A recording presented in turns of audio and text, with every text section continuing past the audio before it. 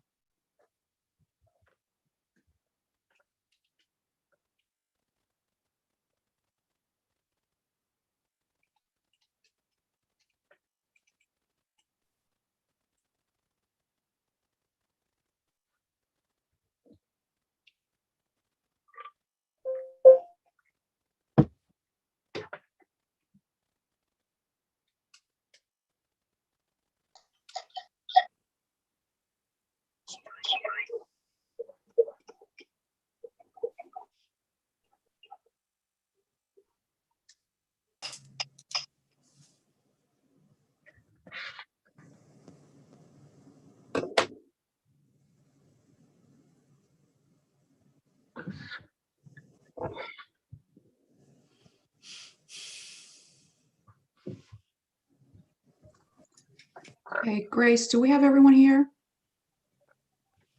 I think we do. Yes, it looks like everyone's here. I'm going to start the webinar. Okay, great. Thank you. Okay, we're good? We are all set. Great, thanks. Let's call the meeting to order. Welcome to City Council Business Meeting for Wednesday, April 7th, 2021. Please rise and say the Pledge of Allegiance. I pledge allegiance To the flag of the United States of America and to the republic for which it stands, one nation, under God, indivisible, with liberty and justice for all. Thank you. Roll call, please. Councilman Scringy, Present. Councilwoman Riley, Present. Councilwoman Friedman, Present. Councilman Burns, Present. Councilman Strawn, Present. Councilman Scanlon, Present. President Ressinetti. Present. That's all 7 here. Thank you. Moving on to approval of minutes for March 17th, 2021. Councilman Scaringi. Thank you, Madam President. I'd like to stand and ask for unanimous approval for the minutes from March 17th, 2021 regular business meeting and both the March 22nd, 2021 and March 29th, 2021 special business meetings. Can I have a second? Second. You all in favor? Aye. Aye. Aye. Thank you. So now we have to, City Council needs to set a public hearing for our next business meeting. I'll let the clerk read that into the record. Binghamton City Council and the mayor will hold a public hearing regarding RL 21-60, amending the bond ordinance adopted February 18th, 2015, and heretofore amended on March 7th, 2018, and February 19th, 2019, on account of the State Street reconstruction project. This public hearing will take place during the next regular City Council business meeting at 6 p.m. on April 21st, 2021, at City Hall, 38 Holly Street, Binghamton, New York, and virtually Zoom.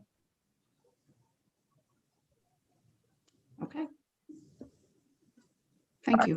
Residents wishing to submit comment for the public hearing may do so electronically by emailing their comments prior to 5 p.m. the day of the meeting to clerk@cityofbinghamton.com or virtually via Zoom. During the meeting, a City Hall will be closed to the public during the meeting. For any questions, please contact the City Clerk's office at 607-772-7005. Thank you, Grace. Moving on to public comment, communication. So I just want to welcome everybody to call in. I encourage you to call in. You'll have 5 minutes to speak, as always, on city issues. As always, I will ask you to be respectful. I will ask you to refrain from using vulgar language, especially as I happen to know that there are some families watching tonight. So thank you for that. I thank you ahead of time for that. And Grace, please let everyone know how they can reach us tonight. Okay, tonight we will be doing a public comment through Zoom. So anybody wishing to talk can raise their hand and we'll go through the list and allow them to speak. We do have some letters that we can read. We will read as well. Okay, we can maybe hang out to those like when we're done with a call, with the calls.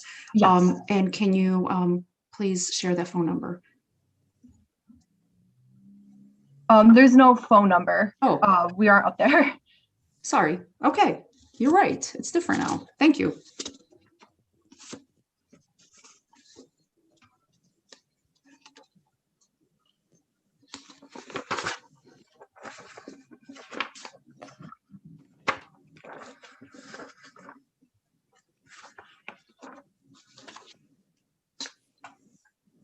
This is Councilwoman Friedman. Can I just ask a question? Sure.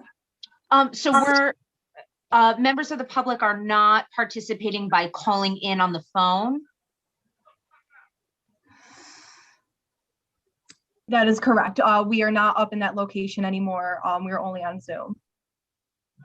I see. Okay, so let's say if somebody maybe is listening in, or they would have, I just want to clarify the process. They can only call in via Zoom, and how would they do that on the phone? I'm not positive on how to do that on the phone. We do have some people that have their hands raised. So I know some people are trying to do that on their computer. Okay, I wonder if, after we let these people speak who are on Zoom, if we can maybe announce the phone number to call in, because I believe that there are some people who are listening in on the phone, but not over Zoom. I just want to make sure, excuse me, that everybody who would like to make a comment will have the ability to do so. Yes, Lee is here with me, so he will look up how to call in via the phone or their cell phone if they're listening that way. So Okay, he's gonna look that up and we'll figure that out. Thank you, Okay. Grace and Lee. Thank Great. you. Thank you. Right now, we will allow. Oh, it was just, Was that a hand? Yeah. Councilman Riley? I just wanted to know if this was, this change was on the website. Because it's not in the minutes. It's in the agenda. Okay, but it was not publicized on the website. So if someone decides to access the Zoom link now, knowing this is the process, are we authorizing a late request for the Zoom? Yes, people can still log in late to Zoom. I think we have it set up that way where, Perfect. if someone wants to enter in 20 minutes, they can so, or Okay, whenever. That's what I wanted to know. All right, well, thank you. Thanks, But, Grace. and if we can add this, highlight it for future meetings, if this is the way we're going. I think Lee and I talked about that last week, adding it actually to the website opposed to the attachment. That Okay. way it's easily accessible. I appreciate it. Thank you. We can do that. All right, Okay. so we Hi, will Grace. allow Emily Christian to begin. Give me 1 second. Let me just make sure this is all working. There we go.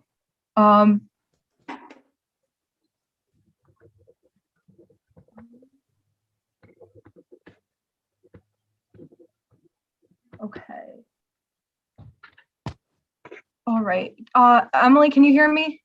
Yes, can you hear me? Okay. Yes. Please state your full name and address for the record. My name is Emily Christian and I'm on Vestal Avenue. Okay. You have 5 minutes. Great. So I am calling to talk about the sewage treatment plant.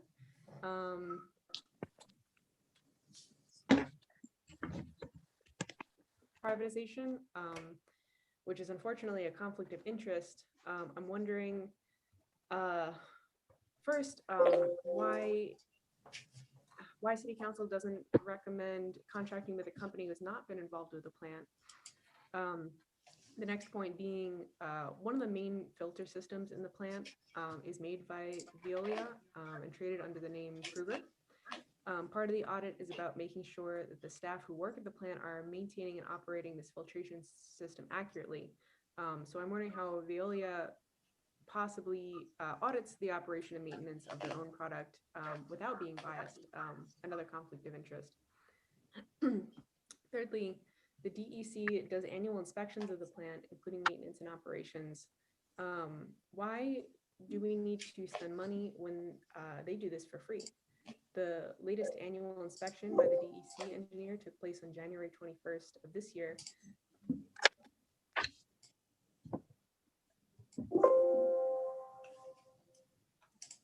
Problems at the plant stem from, it seems, a lack of oversight and poor financial management over the decades, not so much what has to do with staff and management at the plant right now. Actually, I believe if it weren't for the plant's convoluted oversight structure, the catastrophic collapse of a retaining wall in 2011 might have been addressed earlier, and at least that could have been avoided. Records exist to attest to the fact that plant staff notified the board and owners at the time that there were significant issues with this wall, but they were ignored. Also, many of the manuals for operations and maintenance were not provided to the plant staff until a couple weeks ago.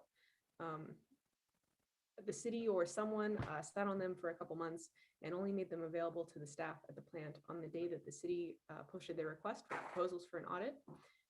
And I'm wondering why these manuals weren't shared in good time, which ultimately, given that the project cost taxpayers nearly $300 million, it's a scary fact. Also, work at the plant is still not done. So things that are still not fully 100%, things are still not fully 100% operational. And I'm wondering why the audit is coming now. And the city / the mayor will not share a draft of the contract with city council. They're being asked to vote on something. You are being asked to vote on something you haven't laid your eyes on. And the last point is that, I mean, there's significant reason to believe that Violia is not, not the best option for the city of Binghamton for a couple of reasons, most being related to their history. So senior executives of the company knew about the potential issues that happened in Flint, Michigan, for example. They screwed up the drinking water situation in Pittsburgh, Pennsylvania. I don't know if you have my email, but feel free to email me if you want the sources.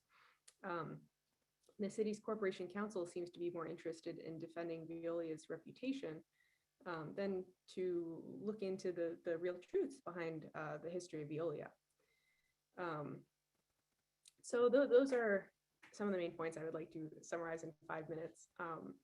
Thank you. Thank you.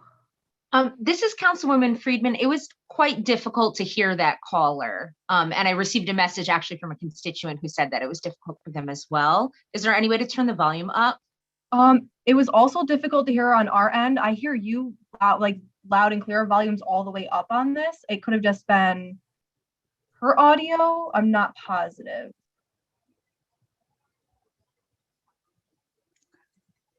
Let's continue, Grace. Thank you. Okay. Next we'll go, let's see. Mariah Sharif, I'll allow her to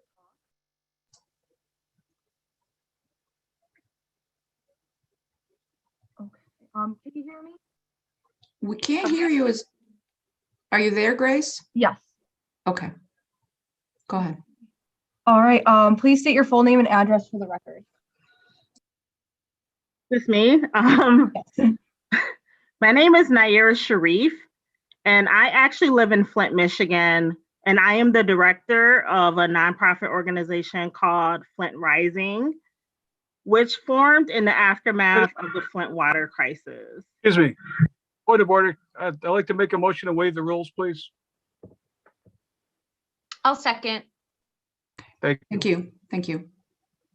Go ahead, caller. I actually heard about this because I actually have a Google alert for anything related to Flint water, and saw in your local NPR affiliate WSKG about what was happening in Bridgehampton. And I felt compelled to like make time today to tell you what happened in Flint. I never heard of Violia before the emergency manager contracted with Violia to do a study of how to control Flint's, at the time, total trihalomethanes, which is a chlorine byproduct that was contaminating our water. And from what we had was able to secure like later on from through like the FOIA requests through with the state and with the city of Flint. Violia was more interested in selling their products and like their and a management contract for the Flint water treatment plant. They were more concerned with that than to sound the alarm that the total trihalomethanes could have an adverse impact by exposing residents to lead in our drinking water. And, you know, one of the charges of Flint Rising is like, we don't want any other community to experience what we experience. And having a transnational organization that is solely interested in making profits and the headquarters of that organization is not even based in the United States. Like we wanted to make sure that folks like our comrades, the people that we love in the United States do not have to experience this. And so like I would really urge you to not even like consider Violia in this contract, because you know, from the back and forth that we saw in the FOIA requests, and like as you probably know, they are part of a current lawsuit by the state of Michigan and a civil lawsuit for claiming responsibility of what happened in Flint. They were not interested in like looking at like any sort of system, you know, through the lens of public health. They were more interested in like lining their coffers.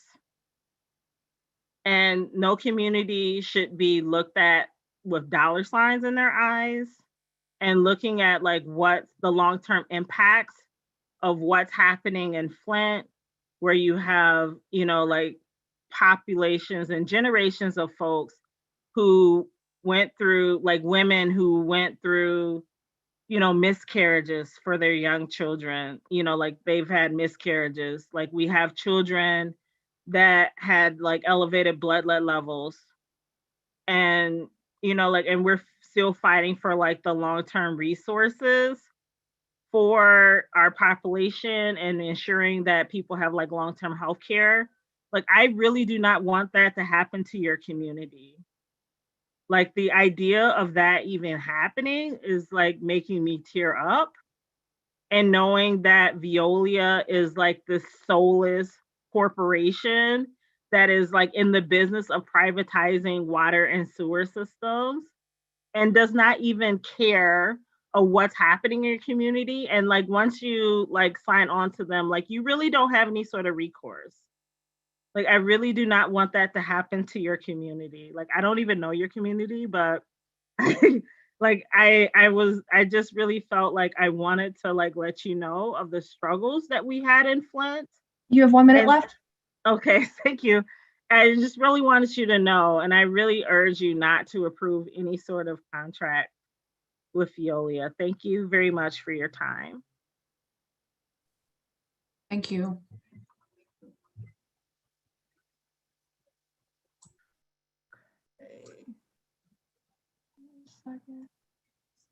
Okay, next is Marion Irwin.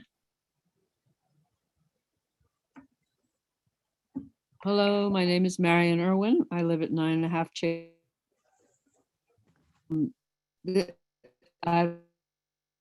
came to listen mostly, but I am curious as to what other options are besides having a private service person doing this, and whether it has been considered to take it back more locally.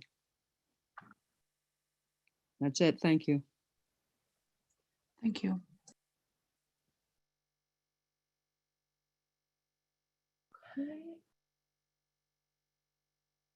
Next we have is John Solak. Okay, Please Can state you- your full name and address. John Solak, 8 Lathrop Avenue. Am I being heard? Everybody hearing me? Okay. Yes. Backtracking to the infamous Monday night meeting, public hearing required by law, where comment wasn't taken. Hissy fit. You know, that was easily solved, Mrs. Resinetti. If you wanted to take a powder, you could have just turned the meeting over to Angela or Aviva. I'm sure they would have done it. And you didn't save anything by doing that because you were required by law, and the next night you did it. I don't like bad language, but that's a moral judgment. That's a moral judgment. I make it clear when I talk in front of city council about anything where my morals differ than the prevailing morals, that I'm not suggesting at any time of depriving anybody of their rights, Mrs. Resinetti, you're making a moral judgment on bad language. I don't like bad language. I agree with you, but it's not your judgment to make. Just like you're at the Pride celebrations. That's something that my religion says is a no-go, but you're at the Pride celebrations. So, and then you make it sound on the radio like you have a young family. Your kids, one of them's on the zoning board. She's a lawyer. This is not 9 and 10-year-old kids in your house. Nobody from the city council, and I was on the same night, I was surrounded by these people. I was swarmed by them. You know, you were in your house. They were inches away from my face. So, you know, all I can say to you is welcome to the club. And if you don't like the heat, get out of the kitchen. Now, on the subject of your daughter being appointed to the zoning board, the mayor appointed your daughter to the zoning board for a term. I believe there's a stipend connected with that. Mayor uses terms like unprecedented. Well, I'm older than the mayor. I have a pretty good memory. This is unprecedented that a council president and a zoning board member would serve the city at the same time. To me, it's ridiculous. This is a city of 45,000 people. Why are all these appointments doled out to the cult, to the clique? You've got 2 planning board members, Emmanuel Priest and another guy who's the county clerk's right-hand man, that are both heavily involved in politics. If this city wants to diversify, it's certainly got room to reach out to other people. Your daughter may be a nice individual. She may be a lawyer, but she's your daughter. If you look at Black's Law Dictionary, you don't want to set up conflicts. There's essentially two main attorney firms that go before the zoning board. And I would urge the council to exercise the option under city law, town law, to create a system where the zoning board and the planning board have alternate members, just like you have alternate jurors. And when a conflict arises, which in this case is going to be considerable, if she's going to pass on things that are her law firm is involved in, she's going to have to abstain quite a bit. So we need to go with that alternate system where zoning fully cleared and trained zoning and planning board members are alternates, and they come in when a decision has to be made where there's a conflict, because otherwise the public's getting cheated twice. People are coming on the zoning board and the planning board knowing in advance that You have 1 minute left. There's embedded conflicts of interest. I think it's totally ridiculous. I think one of you if you want to do the right thing, one of you should resign. Do you think that the public is stupid? Do you really think that the public is that stupid? A lot of people don't follow the city council. They don't know certain things. But this is outrageous to me that a council president and a zoning board president, I think, to me, see, it's bad form. My era says you don't grab all you can grab. There's a thing called class and style, not only in appearance, but in action. And it's time for you and your daughter to make up your mind who's going to do what for the city of Binghamton. This is absolutely the most asinine, corrupt thing I've ever seen in my life. Thank you. Thank you, caller. Grace, go ahead, please. Okay, the next person we will allow to talk is Dan Livingston. Please state your full name and address for the record. Dan Livingston, Park Street, Binghamton. Am I coming through? Yes, I can hear you. Excellent. So first, I'll just start off by saying it's kind of a jerk move to pull the phone number for people to do public comment at the last minute. I looked on the agenda and it doesn't say that there's no phone access. It only says that you can call in via Zoom, which was always an option to call in call in and listen via Zoom. It's really not clear that you're basically pulling the prevailing public comment method away from the people at the last minute. Anyway, I came on to comment about this Violia contract.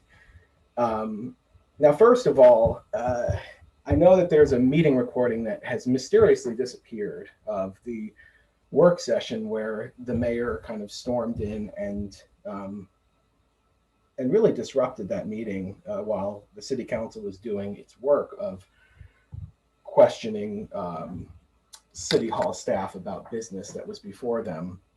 Now, during that meeting, the mayor said that he would share this contract with Violia, with the city council before the vote in order to pursue what he called a team approach. And now this may not have been the usual course of business. You know, the city council may not usually get to see these contracts before they're voted on, and we can debate whether that makes sense or not. But the fact remains, the mayor promised to show you the contract, and you haven't seen the contract yet. So I just don't understand why you would vote on this, unless you're, assuming that a team approach just doesn't make sense, unless you're assuming that actual oversight by the city council isn't really necessary. Now, some other people have already said that Violia is conflicted, and they are. I mean, an audit is supposed to be conducted by an independent third party, a disinterested party. And Violia has clear lines of interest here in this, in what goes on at this plant. They were involved in the construction at the facility, and so they have a clear interest in their work being deemed not just acceptable, but awesome, but great.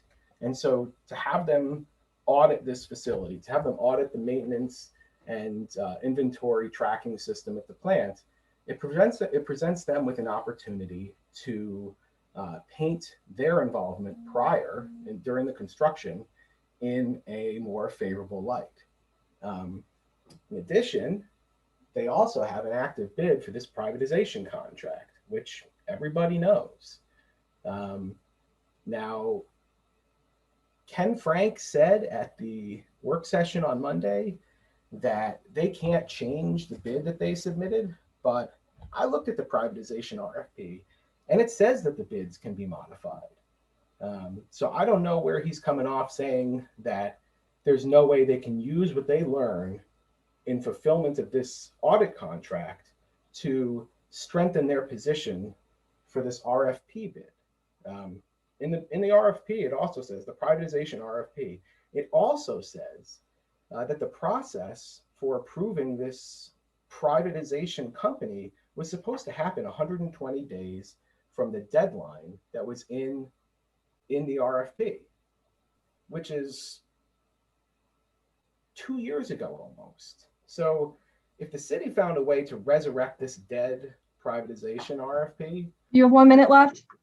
then the provisions that are there to keep the bids as they are obviously can be changed. I mean, the notion that somehow this process is on the up and up is kind of ridiculous. I mean, if the city council wants to see a contract before they vote on it, it's not an unreasonable thing to ask for. I haven't heard a single explanation besides this is just how we do things as to why the city council shouldn't be able to see this contract. Anyway, that's all I've got. Thank you.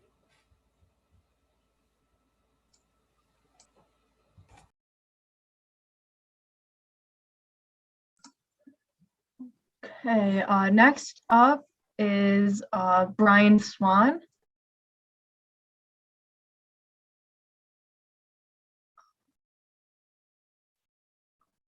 I'm trying to get him to unmute. Okay, There can go. you hear me? Yes, please state your full name and address for the record. Okay, my name is Brian Swan, and I live at 5 McNamara Avenue, Binghamton. Okay, I'd like to talk to you about a couple of issues about the proposal for audit for maintenance at the sewage plant. I'm a mechanic there. First, a question. The mayor has mentioned several times about maintenance issues. What are these issues? Any details available? If there are, we'd love to hear them. The mayor mentioned on Bob Joseph's show that the $275 million upgrade price tag is due to poor maintenance. Really? Nothing to do with the wall collapse or the 500-year flood that the staff had absolutely no control over. He mentioned a watchdog press report from 2013 that cited poor maintenance that cost millions of dollars in equipment repairs. Really? Anyone actually read that article? If you did read it, you would have noticed that it had nothing to do with any maintenance at all on the part of staff. It was all about how the staff and supervision tried to notify the sewage board in the city of Binghamton that the wall was bowing outward and getting worse. The rest is history. It fell. How the mayor got maintenance issues out of those articles is beyond me. If we're talking about before the flood and wall collapse, you're looking at over a decade ago. That was a mostly different group of workers and management. We now have a maintenance system in place that didn't exist at that time. How can you compare what was happening then and now? The $275 million upgrade was needed not only to rebuild the BAF and digesters, but also new buildings and equipment to accommodate the new system. For example, a backwasher Actiflow building had to be built to accommodate the new Kruger/Violia BAF system. And other additions such as new bar screens and fine screens were desperately needed because we had already built the old bar screens several times. We did that in-house and we saved the community a lot of money there. Our old equipment was really old. Some of the drive units were from 1960. The grit pumps were from the mid-70s, and I might add that they were still working because of maintenance, but they were very aged. The primary settling tanks were old concrete, 1960 as well. So again, what are the maintenance issues? I really don't think anybody has an answer. And that's probably due to the fact that you have not been given one. But yet, you're expected to vote for a maintenance audit based on what?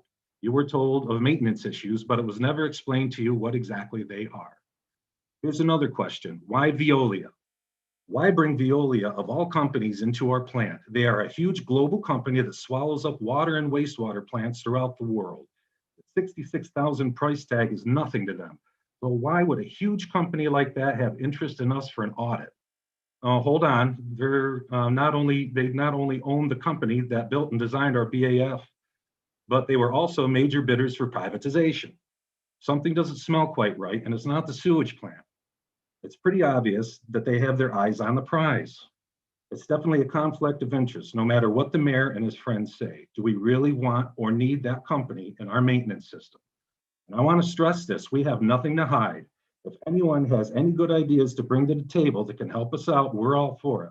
But why couldn't it have been one of the many other companies that do these type of audits? I think I know why, and it's pretty easy math. And despite what Mr. Frank said at the Monday work session, the state of Michigan Attorney General is suing Viola for negligence over Flint's water disaster. That's easy to look up, and that did happen. The mayor mentioned transparency. Here's some transparency for you. You are all invited to stop by and visit us at the plant to learn and actually witness what we do. We can visit our mechanic, you can visit our mechanic shop and electrician shop. It's very easy to get to. We're downstairs in the main administrative building. We can You have 1 minute left. Thank you. We can show you the tools and inventory organization. Most importantly, we can show you the CMMS system that we're always talking about. You can see how we use it for our maintenance schedule every morning and how we use it for our asset and inventory info. Don't you think that you owe it to your constituents and ratepayers, as well as ratepayers from other communities that have no say, to know the truth and not some political narrative? We're all very proud of what we do, and I strongly feel that after you left your tour, you feel pretty darn good about what's going on at the plant. And by the way, not sure if you know this or not, but the CMMS system is $10,800 annually, and we just signed a 3-year contract. So we're using it constantly, and it's definitely money well spent. We appreciate the fact that most of you said at one time or another that you have our backs. However, we're afraid that the world giant Violia is going to put a knife in ours. And can you blame us after all of this privatization talk? And there they are doing our maintenance audit. Your time is up. Please consider us. We have a lot of good information to share, and I'll reach out to whoever I can. Thank you. Thank you. Okay, next is Gary Edwards.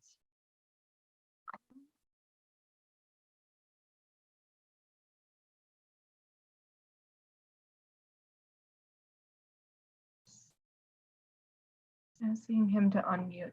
Oh, there we Hello? go. Hi, Hi. please state your full name and address for the record.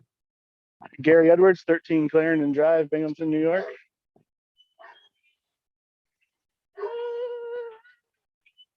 Hello? You can hear begin. you. Yep. Okay.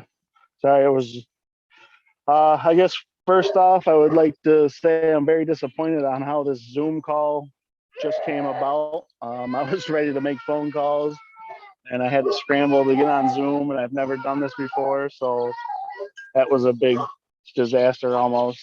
I work at the plant, the wastewater joint sewage treatment plant, and I'm calling about the Violia maintenance audit.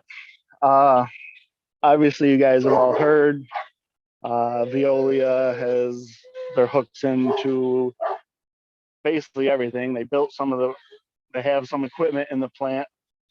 They bid for privatization. I'm not sure how that isn't conflict of interest and why we couldn't actually use a real third party business to do with an audit. The audit itself, we paid close to $300 million for this plant, and there was no internal audit procedure put in place to get the information that you guys are basically going to pay another $70,000 for. We paid $1.9 million to Jacobs for a 2-year extension. Couldn't they have provided us with a list of assets that we were supposed to receive from the construction companies? We've heard from people from Flint, Michigan, and that was great. That was just great. You heard from Brian Swan, works in the maintenance department, said everything perfectly. We want you guys to come down so you guys can actually get first-hand experience of what we actually do. I can sit here and shoot out rainbows and glitter, and it really doesn't matter unless you guys come down and see it for yourself. So the mayor saying this, the mayor saying that, Violia saying this, saying that, really it shouldn't hold water, because you guys need to come down and see this firsthand, what we do every day. See the CMMS in action. The stuff that pops up every day to tell us this needs work, this needs maintenance, this has to be changed. Every day this happens. we're basically throwing away $70,000 more to a huge company for the stuff we already have in place or should have been included in the $300 million that we've already spent for this upgrade. Brian talked about the BAF Kruger system, which is a Violia product. We've had to replace two valves. One was actually replaced by the construction company before they left. But they are 18-inch valves, 400 pounds. We went to use the big crane that you can see. There's two of them on Old Vestal Road. One of them doesn't work because they spin around freely and it broke the wires inside. And then we have to take the valve downstairs. We had the electricians temporarily rewire the crane so that we could use the brand new crane, the $300 million crane. And we took it downstairs. Then we couldn't use the cranes downstairs because they run into each other and they're not even hooked up with power. How is that $300 million? So we replaced that yesterday. We had to carry it, pick it up, put it in, take the old one out, blah, blah, blah. Oh, you have 1 minute left? Thank you. We've had two actuators that are 2.5 feet long, 100 pounds. We had to replace those already. And actually we haven't even got a chance to replace them because we have to get them rebuilt. And these are brand new things that are breaking already. And it is from Violia. So, cover up, conflict of interest.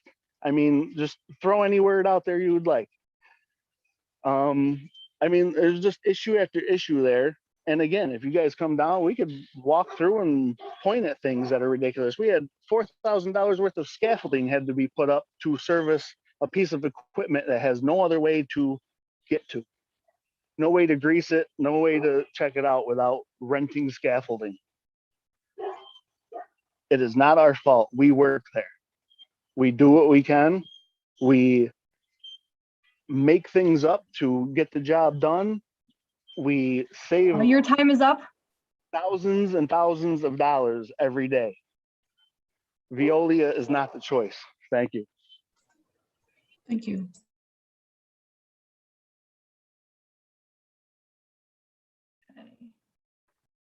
Next we have Valdi Widerpass. I will allow them to speak. Okay. Thank Please state your full name and address for the record. My name is Valdi Wiederpass. I live in 809 Madeline Drive, Endicott, New York. And even though I'm not in Binghamton, this wastewater treatment plant is a key feature for the entire county in terms of enabling potential new business that needs an output. Excuse me, do we need a motion to suspend the Madam rules? President, motion to Thank you. to the rules. Second. Thank you. Thank you. Thank you for allowing me to speak. Yes, go ahead. My background is chemical engineering. I have worked in the chemical processing industry, but that's a long time ago. So I have a little bit of experience with equipment, and from listening to the people that actually work at the plant, it sounds like the oversight and the specifications and drawings and plans, some of that wasn't done properly, and to put in auditing by a company that was involved in that makes absolutely no sense, even to a person that doesn't have a degree, anything to do with this. This is plain to see, and the only reason I can see that somebody's trying to do this is because they're trying to find some way to hide what happened, and to put in a company that is already involved in this and potentially could get new work as well, but from privatization, just doesn't make any sense for a choice for auditing. So that's number one. Number two, the overall concept of privatization in general has a poor history for public projects and public services. What tends to happen is they lowball to get in, and then once they're in, they raise their costs, and then the taxpayers end up paying more because they obviously need to make profit. So the idea that you can save money by bringing in a commercial enterprise to take over something that has been done by a public employees in the past doesn't make any sense either. So there's 2 strikes against this. And the 3rd strike against this is just the history in general here. What needs to happen is you need to hire somebody that actually understands this type of equipment, is willing to go through and look at the history, willing to listen to the employees that are working there, and to sort through this mess and figure a way forward so that things improve, because this is a key piece of infrastructure for our entire region here in the Triple Cities. So thank you for listening to me, and please vote against using Violia for this audit. Thank you. Thank you.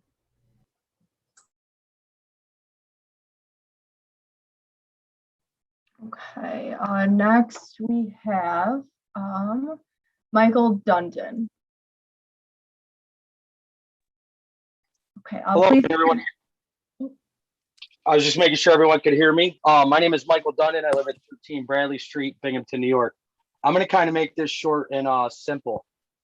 As elected officials or public servants, you are to do your due diligence. And if this gets voted through without the due diligence being done, your legacy could potentially be Flint, Michigan water in Binghamton, New York.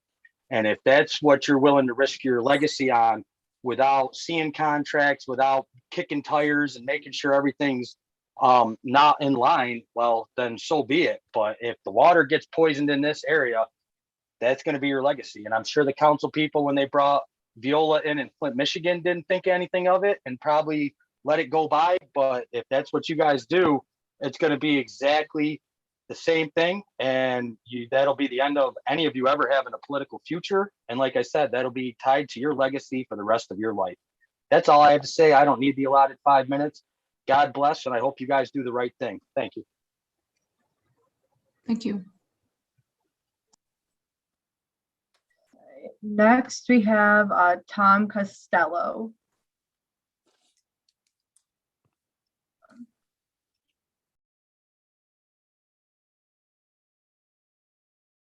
It says for him, he is using an older version of Zoom. It doesn't allow me to let him talk. Let me see if I can. Oh, I think I got. There he is. Can you hear me now? Yes. Please state your full name and address for the record. All right, so some of you know me as a former city official, Director of Code Enforcement, retired. And I just want to remind you or share with you that I was a facilities engineer for Broome County for about 7 years. Then I worked for a local engineering company as a marketing director for about 10 years prior to my employment with the city. Then I worked as a director of, Deputy Commissioner of Public Works. And after that, I became the Director of Code Enforcement. And during that whole span of my career, I spent many, many hours working with public and private procurement processes around engineering firms, international companies, local companies, and some of which involved the sewage treatment plant. It's specifically. And I just want you to know that, like, one of my concerns is that in general, speaking broadly, in my experience at the city for over 10 years, I felt like there was a very, very opaque process around consultant procurement. And as someone who was actively engaged in marketing consultant services, I think I can speak to that with some expertise. There are many, many engineering firms. There are many, many opportunities out there available to us as a municipality. And in my experience, what I observed was that that was narrowed down to a very, very small number of companies.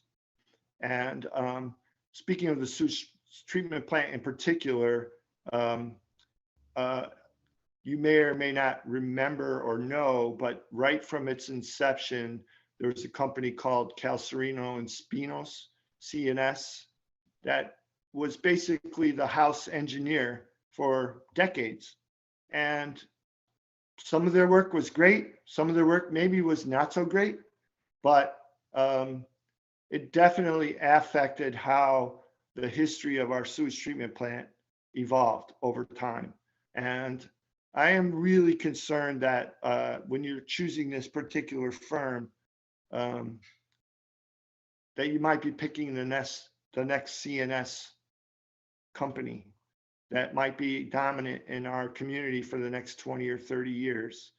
And in that respect, former Commissioner, Public Works Commissioner Luke Day was a strong advocate around the idea that the sewage treatment plant is one of the most important vehicles of economic development in Broome County. And everybody who wants to invest in this community, whether it's retail, industrial, or residential, has to cope with the capacity of the sewage treatment plant. And I don't think the public necessarily understands that in a technical way, nor in a kind of social or cultural way. But hopefully you do, as our council people. You realize that, like, Broome County, for example, has a tremendous interest in the performance of the sewage treatment plant. It's not just the city of Binghamton. And I really think we need more transparency around consultant procurement. I don't know if this firm is a good firm or a bad firm. I just got notice about this 2 days ago. You have 1 minute left. Okay. Thank you. I would just ask you to consider that there may be many other firms out there who are equally capable of providing the service that you're looking for. And I appreciate your time. Thank you. Thank you.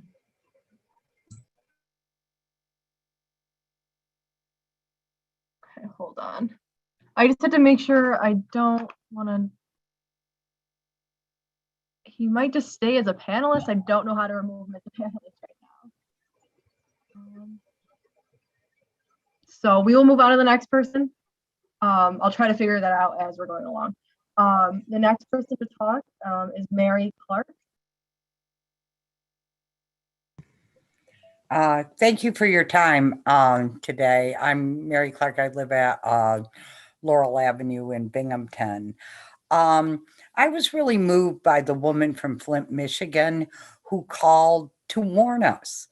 I think what they've gone through is horrific, and it's by the hands of the same company that we're considering here today. And I think we should take heed. It harkens me back to remembering when Broome County was going to hire Armach, which they ended up doing to privatize food service in this county. And we were warned by many other communities, as the woman tonight did, and we didn't heed their warning, and it became quite a bit of a disaster at the county level. When we try to privatize public services, it becomes dangerous. It's a very short-term, cost savings, so to speak, but in the long run, it costs us more in quality, it costs us more in money. And this is the beginning of privatization, and we have already invested $300 million into this plant, and to allow it to be turned over to the management of a private company is really dangerous. A previous caller spoke about, isn't there someone else who can do this? The DEC. The DEC does this free. They do the audits, they do the inspections, they do all of this. And why should we pay money for this? And the second point I'd really like to make, which I find almost irresponsible as elected officials, that you would choose to vote on something and move something forward sight unseen. I'm really shocked, and I hope you, Joe Burns, if you're elected mayor, that you change the way of doing business, because this is no way to do business, that you hide what's in a contract. There's no transparency. We don't know what we're supposed to trust someone. Well, if I'm going to trust someone, then they'll be forthcoming with the information so that all can see. For you to vote on this contract tonight and to approve it is really irresponsible. And you really have to think of the ramifications of our future. We have this investment to lead into privatization. It's dangerous because people want to just make money on our backs and provide us with the lowest quality of service that they can so that they can make the most money. I think we need to yield and support the good work of the people who work at that plant day to day and have really worked hard to make this the best plant that they can. And I would urge you to not vote on something sight unseen. And I would hope that in the future, we have a mayor that will not allow contracts to be done in the back rooms and hidden from public view when we have such an investment. And I'm really worried about what happened in Flint, Michigan, under the hands of the company that you're about to sign a contract with, that you don't even know what's in the contract. It's just crazy to me. And I would really wish you would be responsible and reconsider your support of such a thing, because it's the hugest investment that our community has made. And we need to preserve that for the health and safety of our community as we go forward. So I urge you to vote no on this, go back to the drawing board, consider what the services the DEC You have 1 minute left. The DEC offers freely, and I hope you be responsible tonight, and I thank you for your time. Thank you.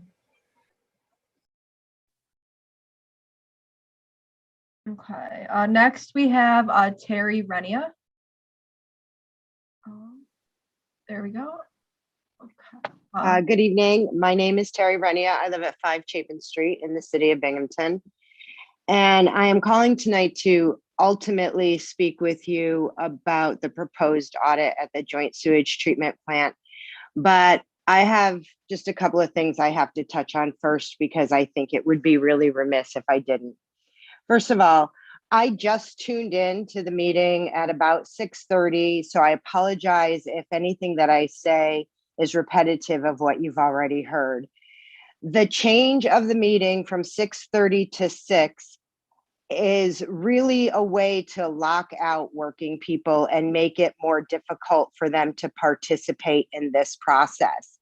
And I've been really bothered by it since the change happened. But I'm just going to say now that if I were a paranoid type, I might think that it was done to intentionally try to reduce public input and the public paying attention.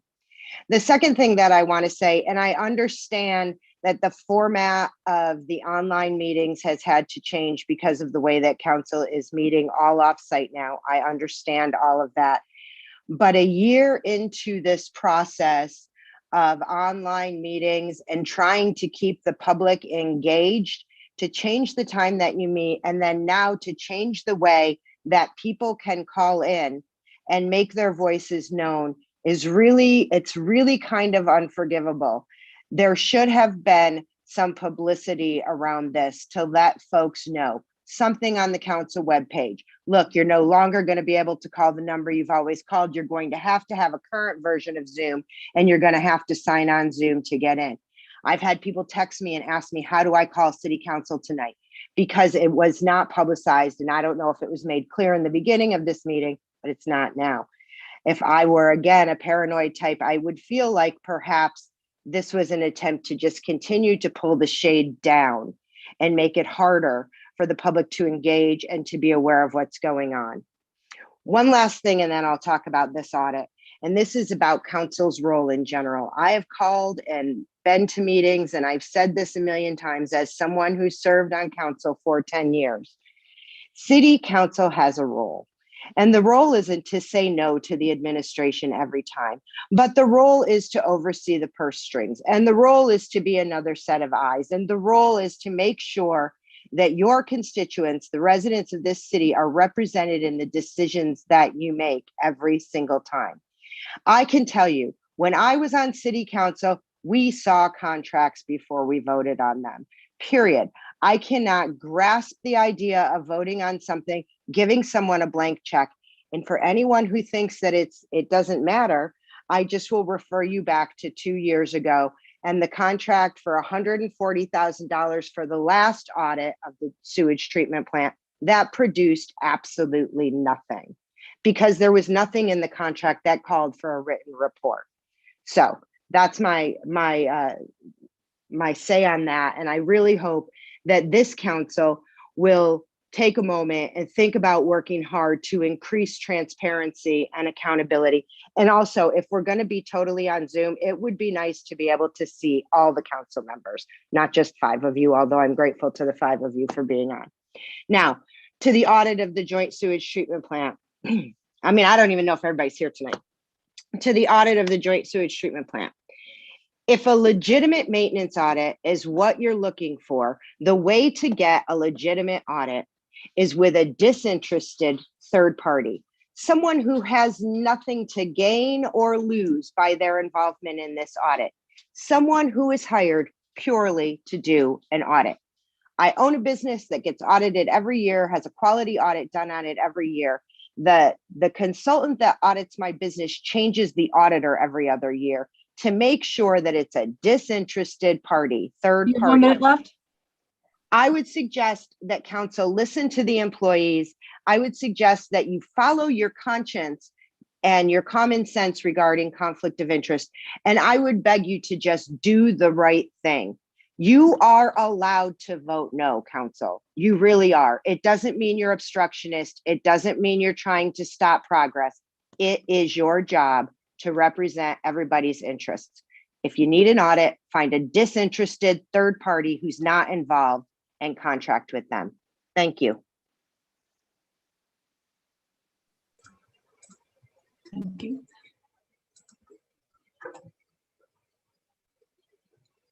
Okay. I'm going to enter the number, the webinar ID and the passcode into the chat. It's open for everybody. So people who are on their phones will be able to speak. This is Councilwoman Friedman. Grace, I wonder if maybe for the people who might be streaming it on YouTube, if you could read the phone number where people could call in as well.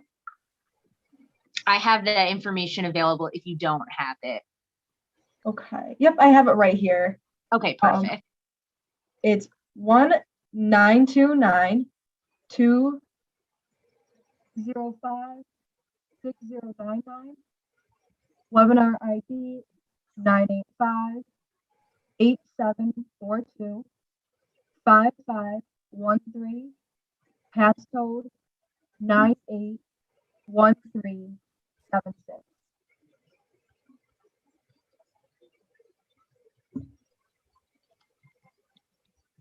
It was a little bit difficult to hear. Do you think you could repeat that one more time? You faded out.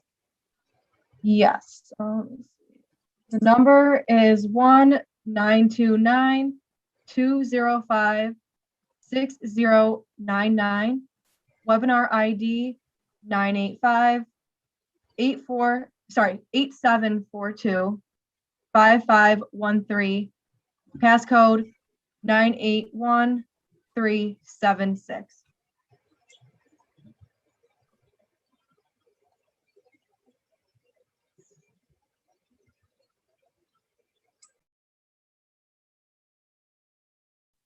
Do you want me to allow the next person to speak, President Rossetti? Oh, yes, of course. Sorry, I thought we were ready to go with that. Thank you. Okay. The next person is Nick Jesnoff.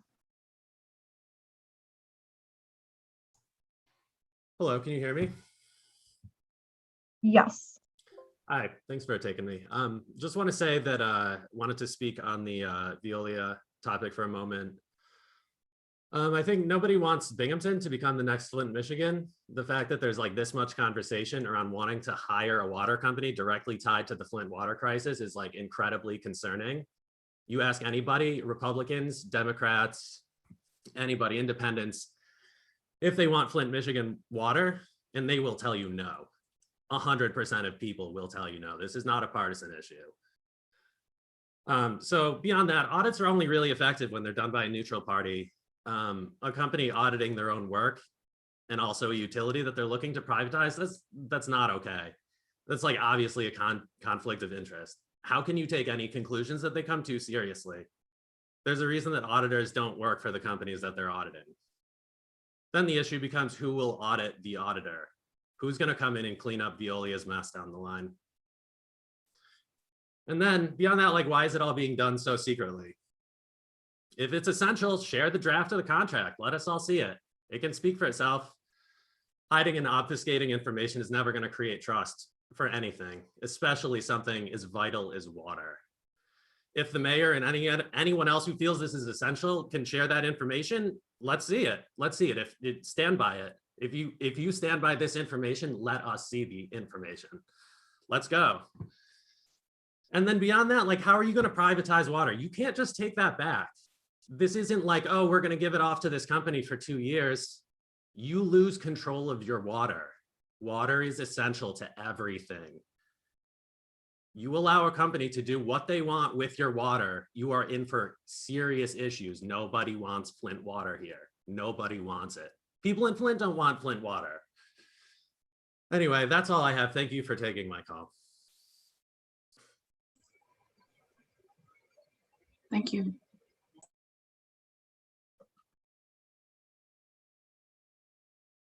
Okay, the next person, the name just states Southside resident.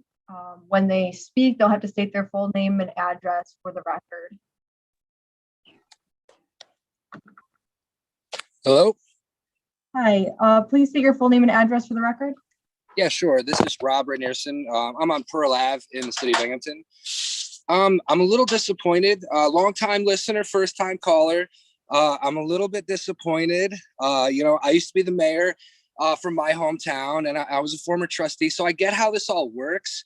I don't know if maybe you don't, but there's been 2 votes tonight to allow people to speak that didn't even happen. You know, I mean, point of order. You're running meetings that, like, you're not even, like, you know, the one meeting you cut short after motion and a second with no vote, two motions and seconds tonight with no votes. I just don't know. It's not how well you're spoken, it's how well you heard. I just don't know to what avail what I'm going to say will be heard. But I agreed with John Solak, so I thought I had to take an opportunity to call in. I don't know if it's the legal weed or what, but, like, you know, he's making total sense. I agree with what he was saying, which is, I never thought that I would say that ever. But yeah, I would be nervous to be a city councilman. I thought about getting involved out here, but man, I don't know. You would think the governor's office would have a little bit more to be complaining about, the way that you took the process away from his New Yorkers, you know, with the police department stuff. And then now you're over here, you know, I don't know how often you get people calling and complaining about the way you're doing business, but you should take note that it seems like nobody's calling and giving you guys props. I don't see any big parades trying to put you on their shoulders or anything. I would be concerned, maybe not for the job security, because I get it. Nobody wants to do it.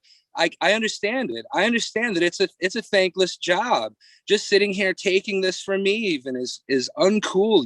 It's not the part that you like, but I mean, get real. You got people calling and inviting you down to see how it works. You've never even seen how it works. That's ridiculous. You don't even know what's going on. You got to be kidding me. You're worried about the example that people are setting with the language they're using. What about the example of bad business practices you're using when you're voting on contracts you haven't even seen? I mean, get real. It's like, by definition, hypocrisy. It bothers me that I have to call and explain to people in office that that's not how you do it. right? There's rules to how this stuff goes, and you're violating your own rules to benefit who? To benefit what? The mayor? Like the caller that wondered how Rich David got that it was a maintenance issue? Probably Jared Cram changing the headlines for his paperwork again. Who knows, right? The point is that it's not up to him, the caller, to give you the advice that you need to do what you're supposed to do. And that's have an educated vote, right? No one here ran for office based on the fact that you're so knowledgeable in every single aspect of public administration. The only way you can do your job is by investigating and learning about the process of whatever it is that's in front of you. If you don't know, get the answers. If someone won't give you the answers, there's a reason for it. Okay? There's a reason for it. Everything I need to learn, I learned in what, kindergarten is the saying, right? I mean, this is getting to be ridiculous. The cost of doing business is always going to be, the highest cost is always going to be your payroll, okay? But that's a good thing, because in a city where everyone's moving out, the people who work there want to stay there, right? And I'm sorry that you have to pay them a decent wage. I'm sorry that you want people who work for you to have to be able to afford the things that are available in their city. But it's going to be nothing. It's going to be nothing because your debt, the debt that's going to, this company's not going to buy out a debt hungry hippo. They're going to cover themselves up because that's the cheapest way to do it. And for it to not be a conflict of interest by suggesting that this company, they it's a huge corporation, we don't know that the branches are communicating. It says on their website, they pride themselves in communicating with even the smallest of projects. I mean, it says it on their website. Who are you kidding? I'll surrender the rest of my 5 minutes to the silence if anyone wants to answer my questions, please.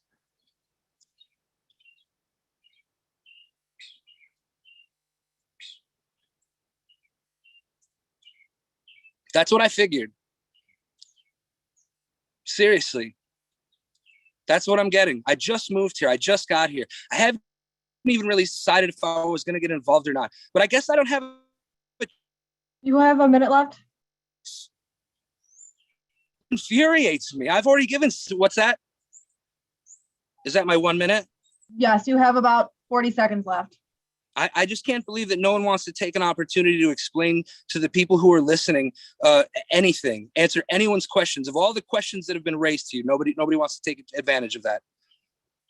What did you run for office for? This is disgusting. Yeah, please turn me off. I'm done.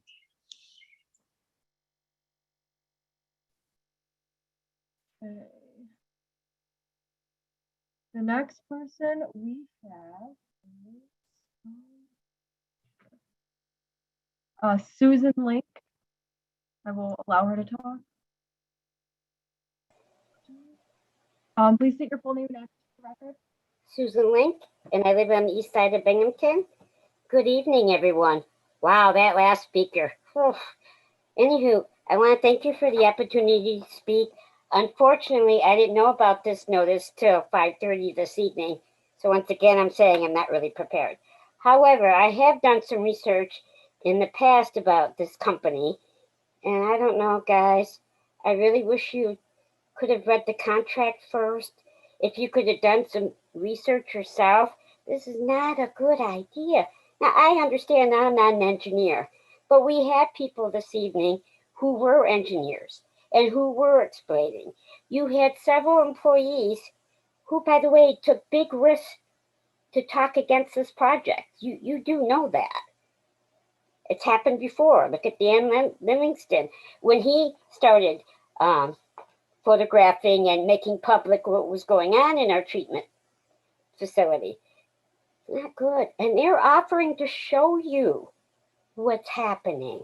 You don't get that every day. Usually they don't want you all council people involved. They don't want people like me, who's just part of the community, involved. And there, what's that old cliche that says, if something sounds too good to be true, it usually is. And I'm deeply concerned as a private citizen and a voter, I have to say, and I don't want to be Michigan. I don't want Binghamton to become Michigan. And don't think it can't happen, because the people in Michigan think it couldn't happen either.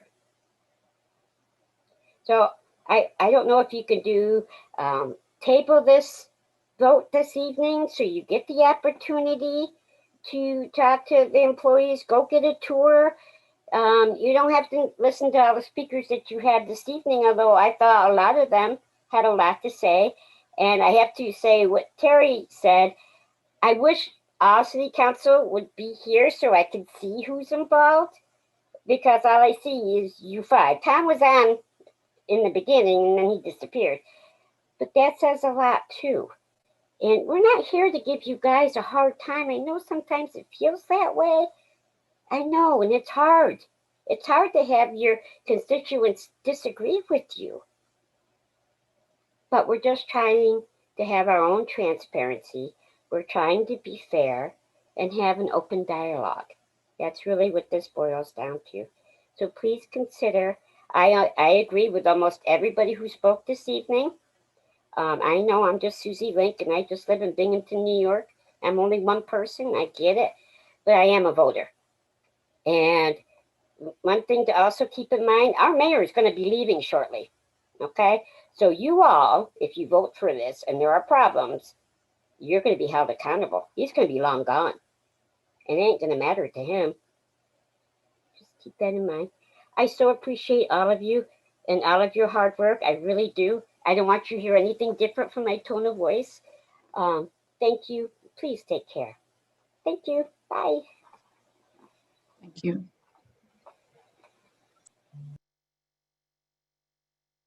Okay, next up is Tina Chronopolis. Please state your full name and address for the record.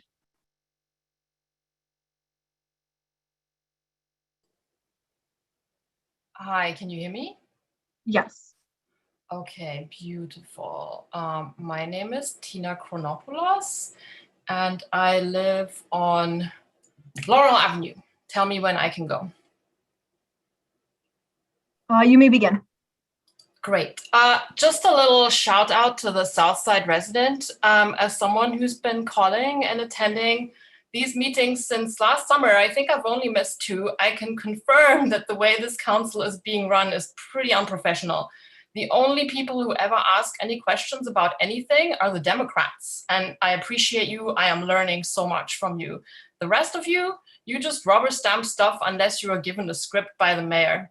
Remember how in December, the Republicans on council very, very uncharacteristically gave the 3rd degree to the superintendent of the plant? You went out of your way to ask questions. I'm just really interested to know about things at the plant. And when I wondered why you did this at the next session, I was called out by then council president for not knowing what I'm talking about. Anyway, I'm sad to say that my hunch at the time was right. As you know, I sent an email to everyone on council on Monday, and in this email, I included black on white and incontrovertible evidence that Violia was involved in construction at the plant. And we've heard from people at the plant who've told us that this is the case, right? I'm talking about the BioStir biological aerated filter system, the idea that Violia can come in and do an unbiased audit on how its equipment is being operated and maintained is ludicrous. This is the very definition of a conflict of interest. In past city council meetings, both corporation council and the city engineer have gone out of their way to use big and small words to argue that there are different parts of Violia and that it's okay if one arm of Violia does this thing over here and another arm of Violia does that thing over there. And it doesn't really matter that they do business as Kruger, but come on, do you really think that we're stupid? I'm really curious why the mayor is so insistent that Violia has to do the audit. It really doesn't inspire confidence given what we know about the plant. My assessment is this: you advertised the bid poorly, which you did, and you had a pretty short turnaround on it, which you did, so that only a handful of companies could submit proposals. So you basically made it so that only 2 companies could make a bid when there are actually lots more that could do this independently. And you're trying to strong arm city council into approving something that is highly problematic. I'd like to corroborate what Gary Edwards said, the person who works at the plant. I've had a chance to look through lots of documents that have to do with the work that took place at the plant. that indicates that there were many and numerous problems the entire time construction work took place. The DEC on many occasions pointed out that there was faulty workmanship, that things were installed backwards, that things were not working properly. Not only that, I can confirm that throughout renovation, staff at the plant were never consulted or taken into account. And if anyone would like to see this information, I'm happy to share it with you. Finally, there's something bigger at work here, and it has to do with trust. I've heard plenty of council members on both sides emphasize how you want to build trust, listen, and communicate. I see this situation as an opportunity for you to show us that you are indeed listening to us when we tell you that we do not trust what is happening here. Remember how the mayor in 2019 surprised not only the board of the sewage plant, but also the staff who work there, on all of us in the community, when he turned a study into management options into a request for proposals that ended up seeking bids from companies for privatization? That was a breach of trust, and it runs very deep. I'd also like to remind everyone who is listening that the mayor likes to pick and choose what he tells the public. First of all, he keeps saying that the cost for rehabilitation has been $275 million. He did it last week in his press release, when in fact it is now $300 million. Please, you have 1 minute left. Us. How else can we trust you to take care of our tax dollars? Also, the mayor in his press release last week referred to a watchdog report from 2013. I sent this to City Council. I read it. He failed to mention that this report very clearly says that problems at the plant are not because the staff weren't doing their jobs properly. In fact, they kept raising the alarm about poor construction work in 2008 and 2009. Not only that, it informs us that governance and oversight of this plant are the most convoluted in the entire state, which means that there is a lack of accountability. The mayor, the board, the city council, and village board can pass the buck and use the employees of the plant as scapegoats. As others have said, the sewage plant is a valuable community asset. We should not be giving that up. And on March 15, Jared Graham said that there is an inherent flaw in private management. And yes, indeed there is, and it is this: there is zero oversight. So I don't think anyone in the community is disputing the fact that maybe a good your time is up. operation plan is a bad thing, but we ask you to vote no on this because we don't trust what's going on here. Thank you for your time.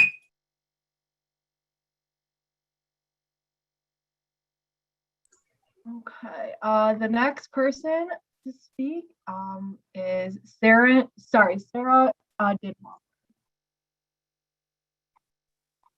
Please state your full name and address for the record.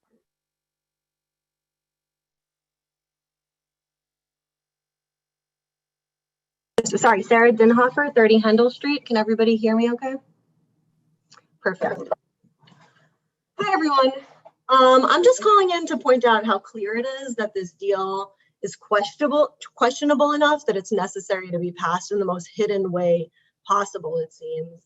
When it was proposed years ago, the public was decisive in that they were skeptical of Violia, which I think has been clearly justified, not only throughout this meeting, not only by many constituents, but also by firsthand users of Violia's quality of work and regard for safety elsewhere, such as in Flint, Michigan. They were also reasonably skeptical of the fairness of the bidding process, the overall cost of this project, which has continued to balloon due to mismanagement by Violia, and the need to privatize it all, which has never been honestly stated. All of this skepticism seemed to lead the council away from considering the privatization to be a priority for over a year. If this were legitimately helpful to the constituents of this city and its surrounding areas, then why is it necessary to bring this to a vote after all that time, seemingly once the public has lost its interest, and so suddenly providing no time to not only your constituents to properly inform themselves on the matter, but no time to even share the text of a potential contract with you, the governing and approving body. This action could potentially cost our county much more in mismanagement and upcharging, as well as lose jobs for trained specialists that have our best interests at heart. This issue is much more important to our community than it is to keep some sort of handshake deal in place. The very idea that some foul language offends this council more than the idea of poisoning its own citizens is laughable. Thanks for listening.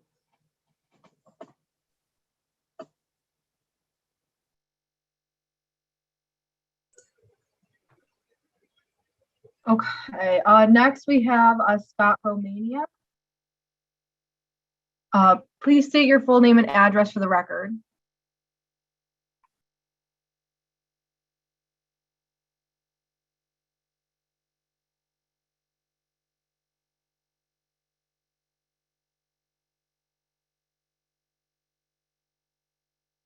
Okay, I don't know if he's there. I'm asking him to unmute.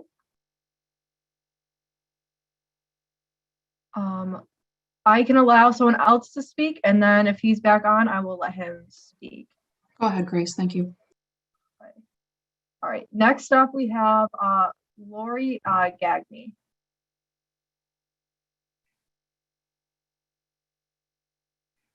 Please state your full name and address for the record.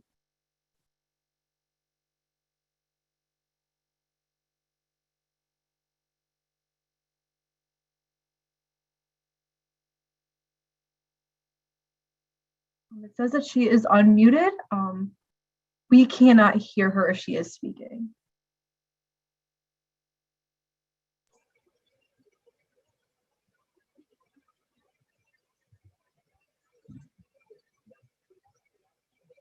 Right now, it looks like she's muted, Grace. Okay, let's try it again.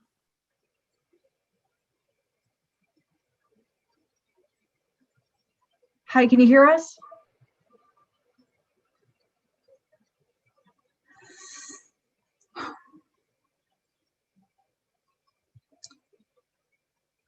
Okay, we'll go to the next person. The next person that we'll allow to speak is David Stone.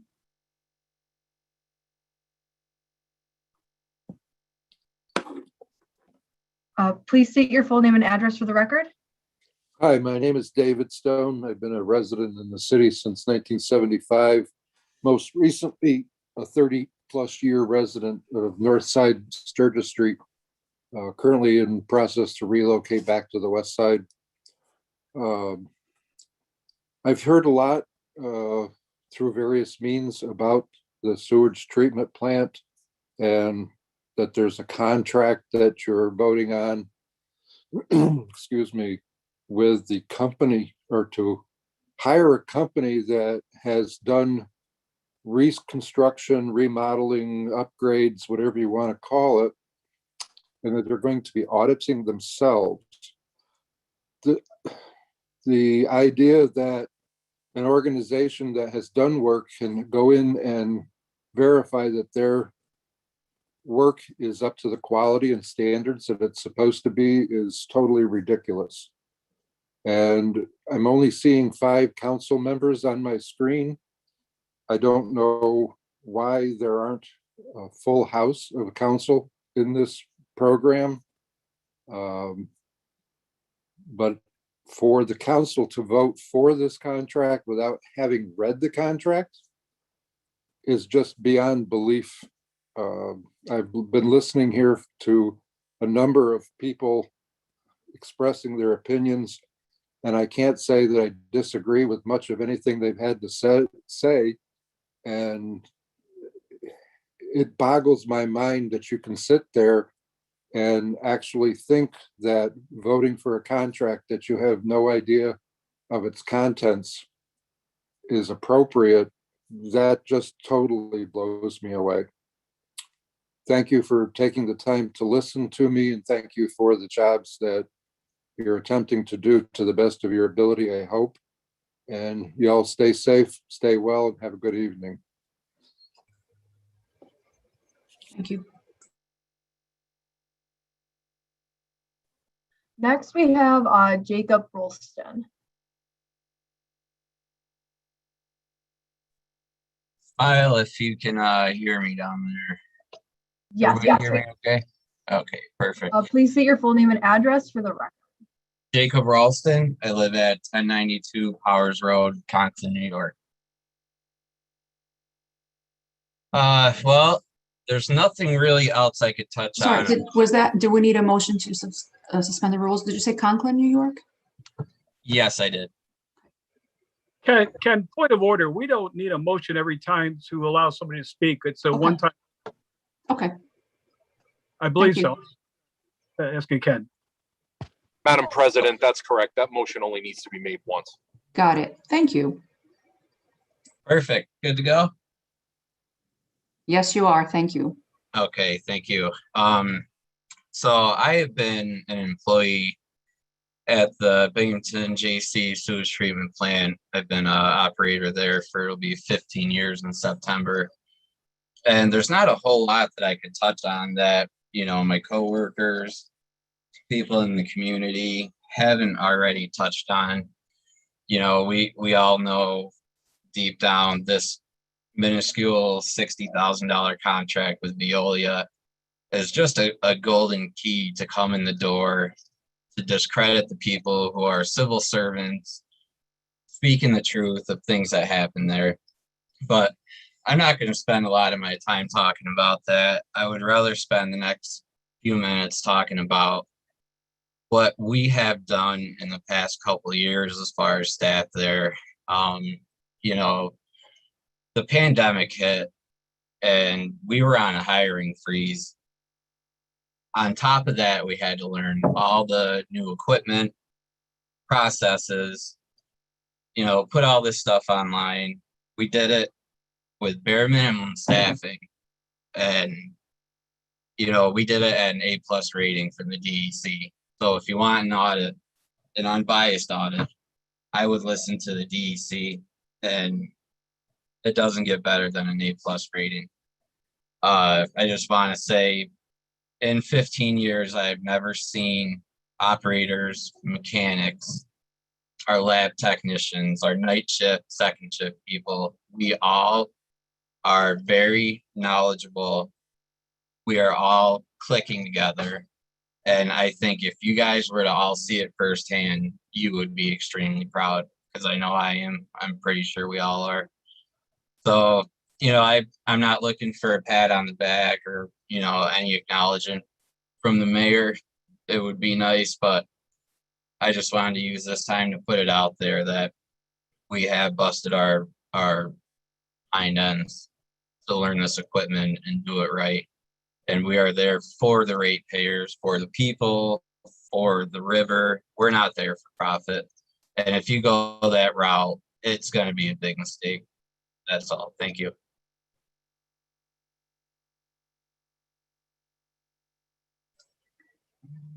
Thank you. Okay, next we have Brian Whitbeck.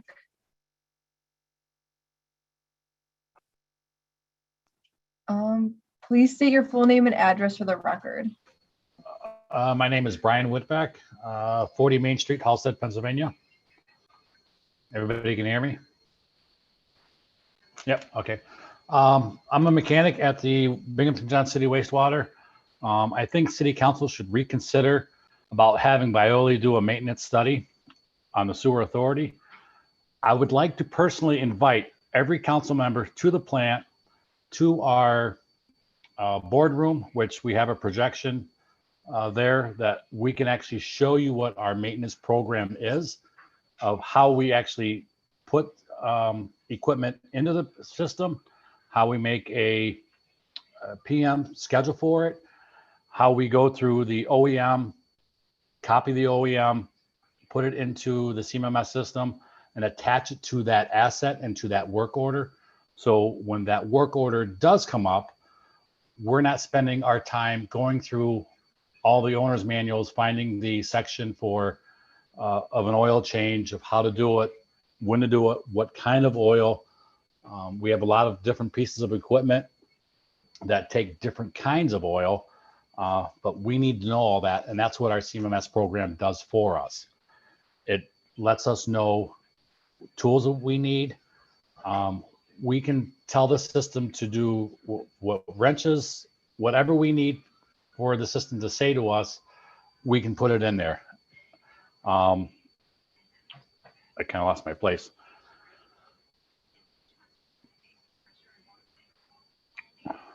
So spending time, a lot of time looking at the OEM, the mechanics can see what needs to be done right.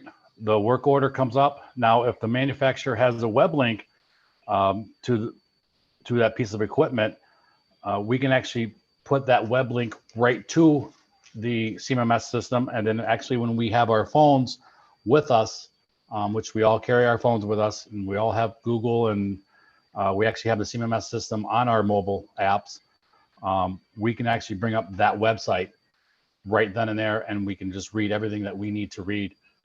Some of the equipment does have QR codes. We just scan the code and it brings up the maintenance schedule right there for us.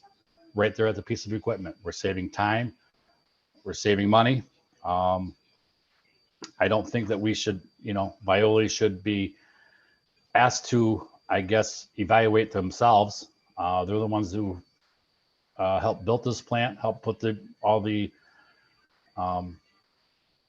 new modifications into this plant. So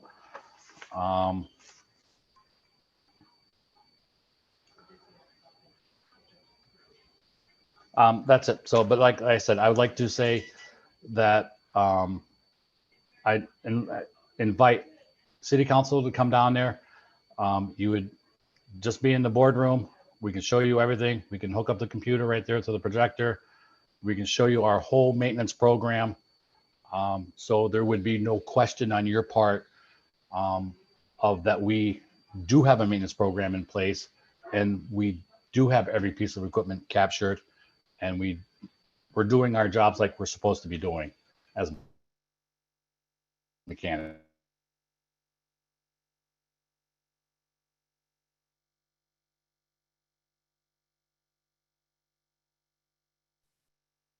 Okay, next we have Ellen Connett.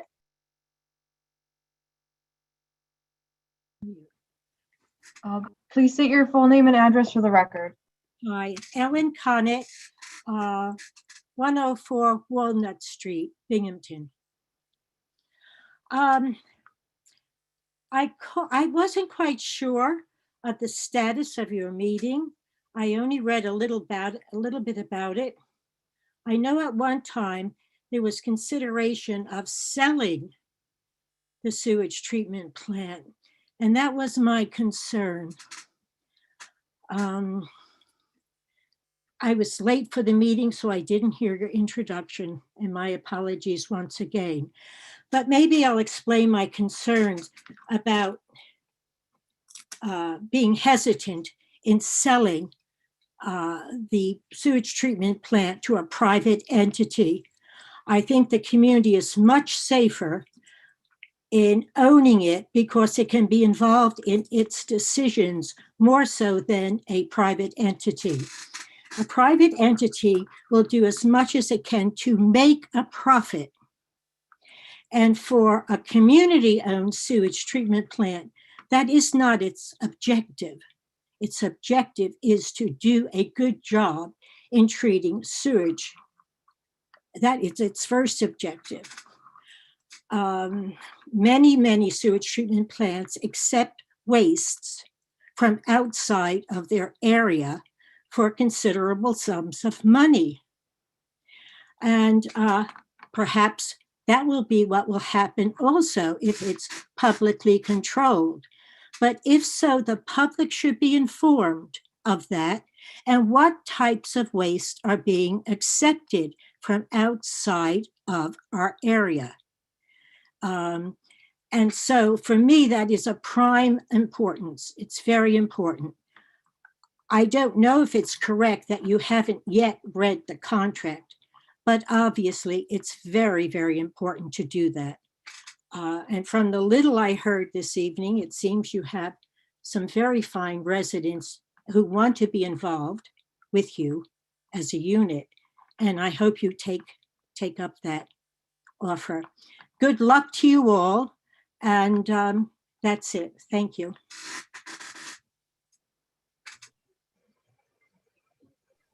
Thank you. Okay.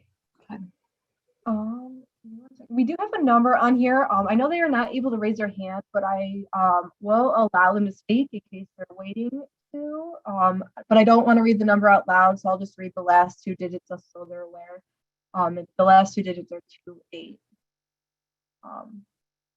I don't know if they're wanting to speak. I just know they can't raise their hand. Oh, nope. I guess not. Okay. So last person that has their hand raised is Tarek Abdelzam.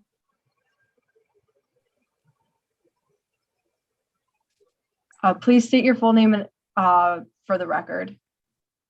Good evening. This is Tarek Abdelzam. I live on Tremont Avenue. Can you hear me? Yes. Wonderful.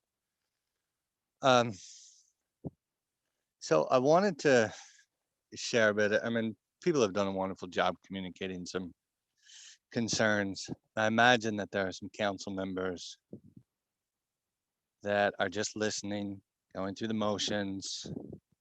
They've talked to the mayor, they've had assurances this is just an audit of the maintenance schedule. And so you may proceed forward with voting yes on this contract. But I'd just like the council members to think about one important word: trust.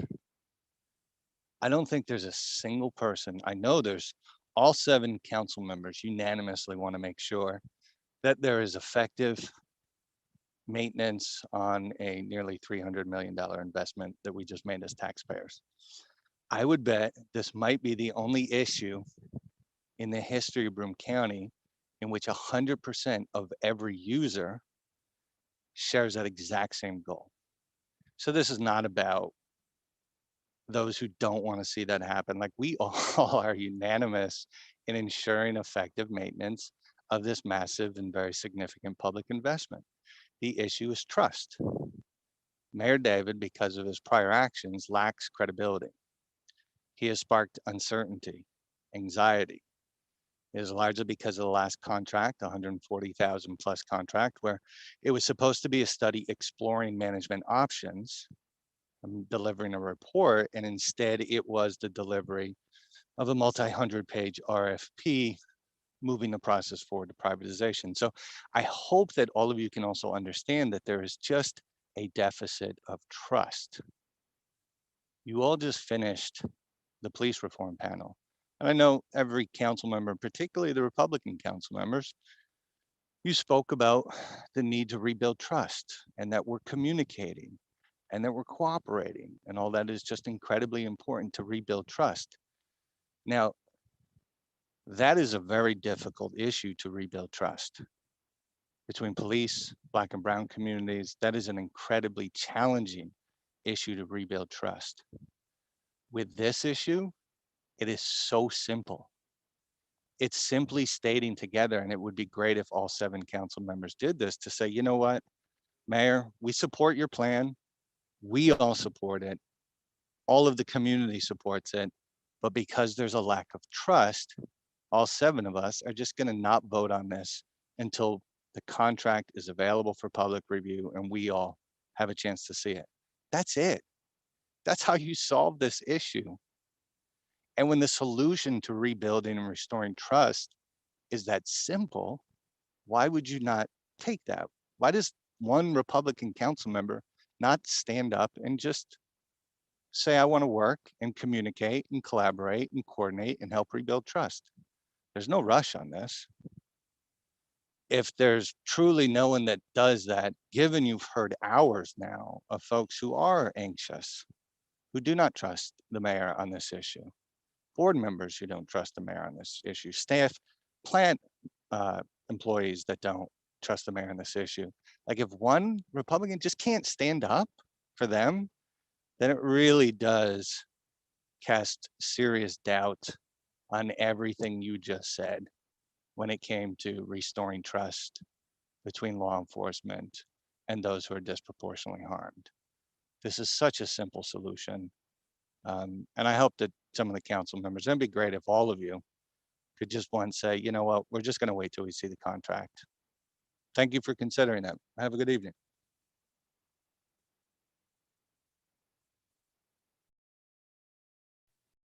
And next we have is Jill Schultz. Please state your full name and address for the record. Jill Schultz, Monroe Street, Binghamton. I want to build on what Tarek said. The mayor is treating this like a done deal. Before city council voted, before the public gets to be heard. It's getting to a point where I'm wondering, how exactly are we supposed to participate in this democracy? City council doesn't, most of you don't respond to messages. There's no actual conversation. It really does seem like people going through the motions. And nothing is more basic to the health of our community than safe water and a sewage treatment plant that works. I wouldn't want you to sign a contract for bicycles without reading it first. How could you possibly say yes to this when you have not seen a contract? Lord knows what might be in it. You know, I sent an email earlier. Everybody has been saying the same thing. I will remind you that every single person who has spoken tonight has asked you to vote no. I certainly hope you will. This is outrageous. It's not just an offense to our health, it's an offense to our democracy. And democracy starts at this level. It starts with us as people treating each other with respect and listening. And I'd really like to see that happening. Brian Swan is still out there. I would love to cede the rest of my time to him because I bet he has a lot more useful stuff to tell us. Thank you. Good night.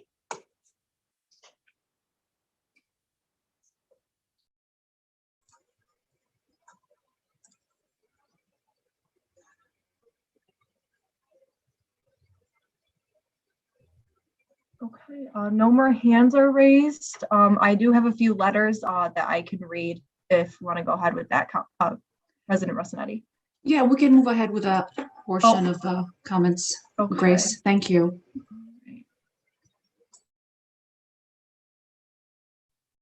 Okay. This is a letter from Dan Dornbos. He states privatization at our sewage treatment plant. Dear members of Binghamton City Council, regarding the upcoming Binghamton City Council meeting on April 17th, I am deeply concerned and opposed to any consideration given to Violia for any involvement with our water sewage treatment plant following their connection with the catastrophic water problem of Flint, Michigan. Furthermore, I'm opposed to surrendering oversight of our water supply to any private industry. In a nutshell, I believe the following. Water is blue gold. We need to treat it as such and demand that our leaders do what it takes to maintain public control and transparent oversight of our water infrastructure. Further, public employees should be hired with livable wage jobs, provide a decent benefit and pensions to encourage quality employees with the skills and knowledge necessary to do the job, and in turn earn their quality, long-term retention and service to our community. Rapid turnover due to poor wages and benefits hardly translate to quality water management. Further, if we want to avoid water catastrophes in the future of our community, we must invest in a proactive and long-term perspective to our water supply, including flooding and other possible problems. Far too many communities are being extremely short-sighted regarding their water supply, such as the community in Florida. I urge you and our colleagues in the Binghamton City Council to act on behalf of our local citizens in defense of our community's water infrastructure. It may seem like a daunting cost now. However, it will become extraordinarily costly if we fail to be proactive. Thank you, John. Okay, next is from Bill Altman. Greetings. The City Council must reject the bid of Violia Water North America to perform an independent audit of the maintenance of our sewage treatment plant. It may be that we will require an independent audit. However, this cannot be considered independent or a true audit because the plant uses Violia's filtration system installed and maintained by its U.S. subsidiary, Kruger. If we need an independent audit, then any entry or subsidiary with any connection whatsoever to the facility must be disqualified from bidding. In fact, our sewage treatment plant is inspected annually by the New York State Department of Environmental Conservation. Do not spend $66,000 on an audit that cannot be taken seriously. Also, it is highly inappropriate for the mayor to announce the awarding of the contract before City Council has voted on the proposal. And this can be seen as a bullying tactic to serve your rights and responsibilities to our fellow citizens. Thus, in rejecting the bid, you are also voting to retain your power and to keep democracy alive in Binghamton. Your constituents depend on you for measured, intelligent judgment and the exercise of critical thinking on your behalf. Please do not let us down. Be well. Next is from Lindsay Webb. My name is Lindsay Webb. I live at 580 Shenango Street. I am 100% against the city of Binghamton entering into a contract with Violia for purposes of evaluating the efficacy of the sewage treatment plant on the grounds that they are in a direct conflict of interest and in addition to their involvement in the poisoning of water in Flint, Michigan. Lindsay Webb. Next is Joe Galloway. Dear members of Binghamton City Council, here in Binghamton area, we live over a sole source aquifer as defined by the U.S. EPA and New York State Department of Environmental Conservation. Protecting that water is key to our survival, and that of future generations. It is also one of the prime reasons fracking was banned in New York State. In regard to the Binghamton City Council meeting on April 17th, I am opposed to any consideration given to Violia for any involvement with our water sewage treatment plant, particularly in light of their connection with the catastrophic water problem of Flint, Michigan. I am also opposed to giving maintenance and oversight of our water supply to the private entity. Protection of our water supply should never become a for-profit operation. Our representatives must do what is necessary to maintain public control and transparent oversight of our water infrastructure.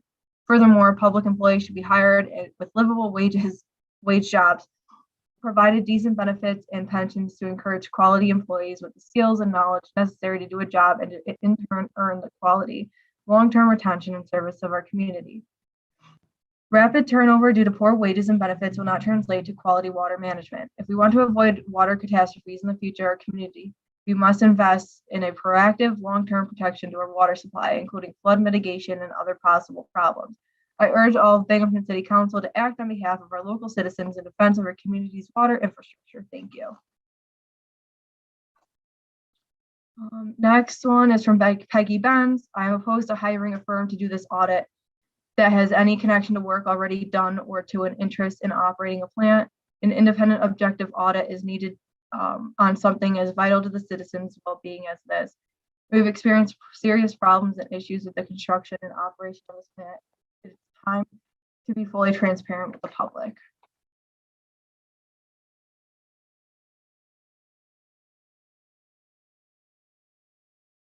That was the last letter I received. Okay, great.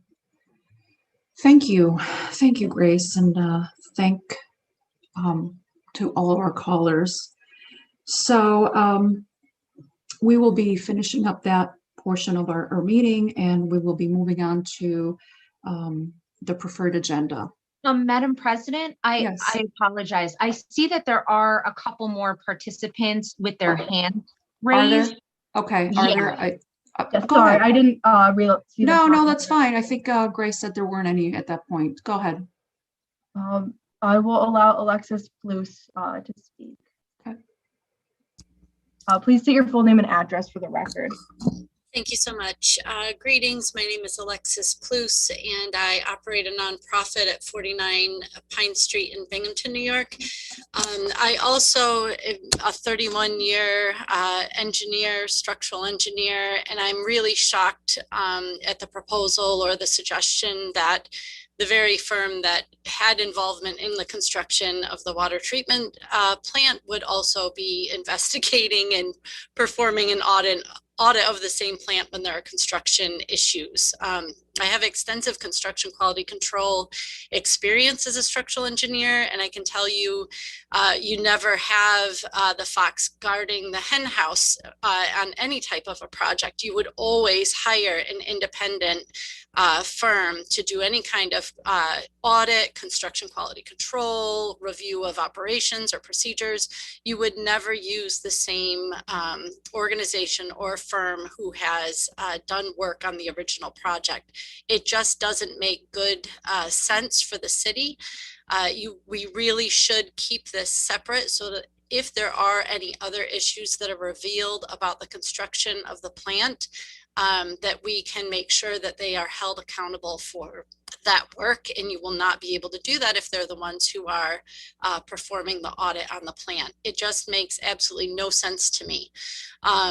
New York State Building Code requires when a commercial building project is constructed that you have an independent construction quality control review of all structural components, and it cannot be hired by the contractor who is building the project. So that is, that's a New York State Building Code. It doesn't exactly apply to the situation that you have here, but my point in bringing that up is the fact that there's a reason why they make those rules. There's a reason why they always have it be a separate firm from the construction, anyone who was involved in the construction of the project, because you can't trust them to have independent interests or to review the project in a way that is not, that they will typically find ways to absolve themselves of any type of liability or responsibility. And so New York State recognizes this, and it's built into the New York State building code that you would always hire an independent person to do the construction quality control. Like I said, this is a little bit different, but even so, the audit of the facility should definitely be an independent firm that would do that audit. And this, the thought that we would move forward with this is it's just shocking. It really bothers me in every level of considering ethics. And I would just echo what other callers have said. You know, this, people talk about like Democrat versus Republican and red versus blue, and it's just so exhausting because this is like common sense. This really has nothing to do with what party affiliation you have. It has to do with what's right for the taxpayers, what makes fiscal sense, what makes you know, sense in terms of liability for the city moving forward.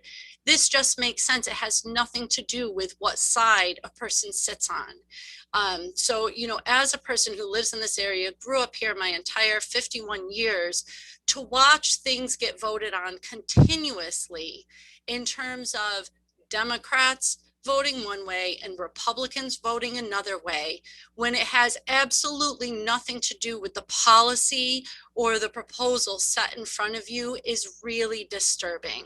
I really wish that people could just set their parties aside and think based on logic, good common sense, you know, what is best for the taxpayers, ignoring what party you're affiliated with. You have 1 minute left.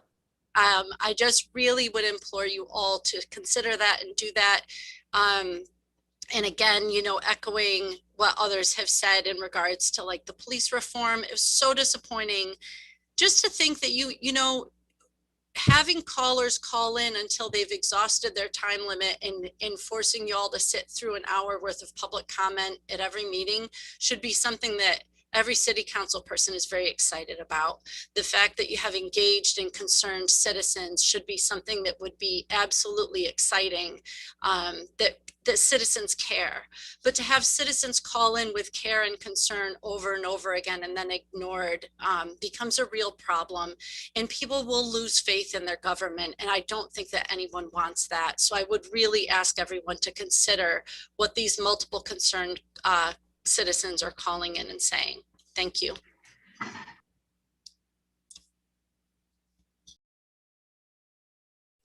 The next person that I will allow to talk is T. Gray. Please state your full name and address for the record. Hello, can you hear me? Yes. My name is Thomas Gray, and I'm a resident of the west side of Binghamton. Thank you for taking my comment tonight. It's pretty short and brief. It's more so to the Republican Party that's representing City Council here in Binghamton, because I know that the three Democrats that sit on City Council are going to do the right thing and vote no. And I'm also concerned that I don't see Tom Scanlon or Giovanni Scaringi. I do see Phil and Sophia. Hello, how are you? I would ask both of you, Phil and Sophia, because you're the only two Republicans that are here right now, to please vote no towards this. The woman that called earlier from Flint, Michigan, she specifically had mentioned the child blood lead levels and the effects that it has. And being that the two of you represent the Children's Home of Wyoming Conference, Sophia, I know that you're a board of directors, and Phil, you are the CFO. I think that if you really care about this community and the youth in this community, that you would vote no for this, because your constituents, the youth, your families depend on clean water. And that's really all that I had to say. Like, I'm confident that the Democrats are going to do the right thing.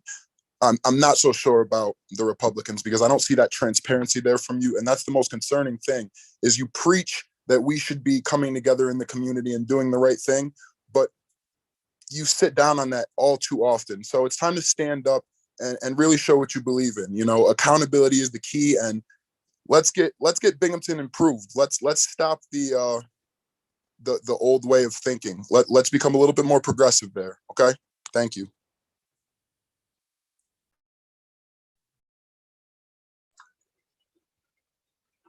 Okay. Grace, you're good? We are good. There's no other hands raised. We're going to end this portion of our meeting and we are going to move along. And that will take us to our preferred agenda. Would anyone like to pull anything from the preferred agenda before we proceed?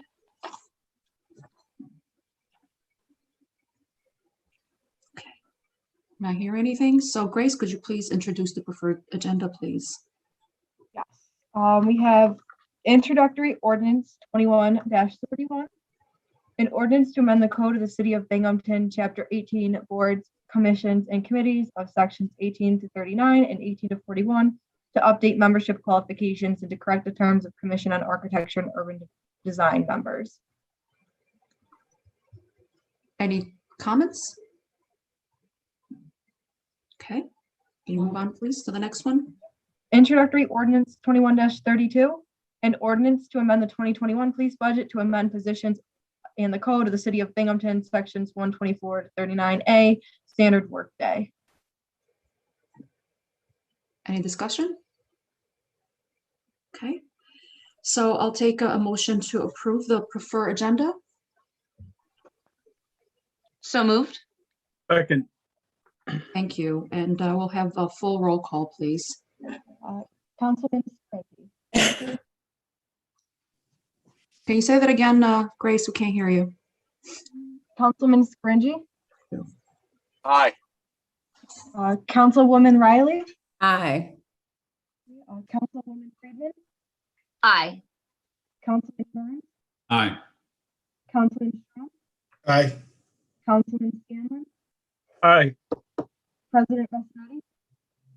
Aye. Grace, we do have a little bit of a hard time hearing you, just so you know. Okay, I do apologize. The audio on this laptop isn't the greatest, so Okay. Just if I do cut out, just please let me know. So that is 7 ayes and 0 nays. Okay, that passes. Okay, so we have legislation on the non-preferred agenda. Let's have a Councilman Strawn introduce introductory ordinance 21-30, considering finance. Thank you, Madam President. I ask for council for unanimous consideration of introductory ordinance 21-30, an ordinance to amend the Binghamton Johnson City Sewage Treatment Facilities 2021 budget for a city solicited audit of plant maintenance.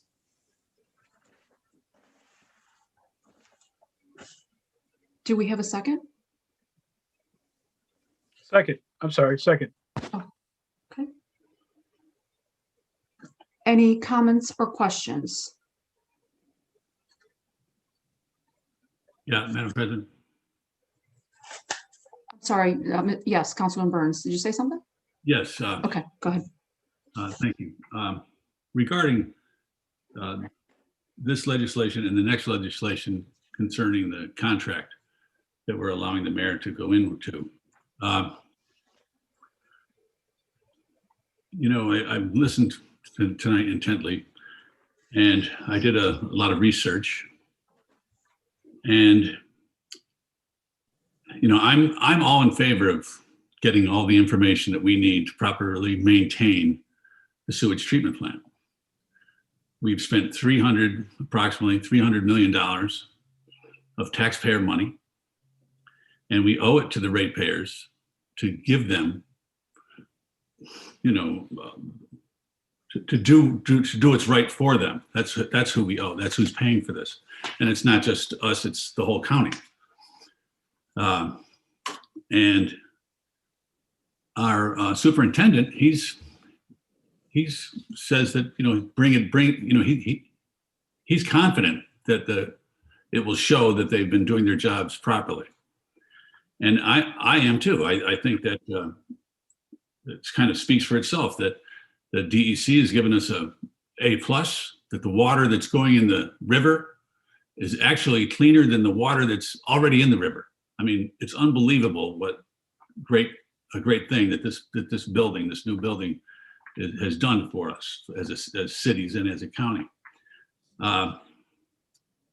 So I'm all in favor of getting getting all the information needed from the software, from all the mechanics, the machines, and getting us the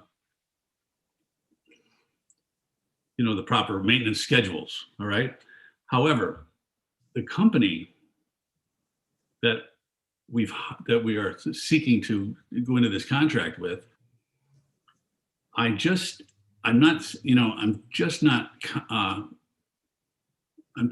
don't think that it looks good for us to go use Violia, who helped build it, who has equipment in it that's not working properly, and who, for the people at home that might be watching, Violia, approximately 2 years ago, put in a bid to be the company that would be hired as a private management company.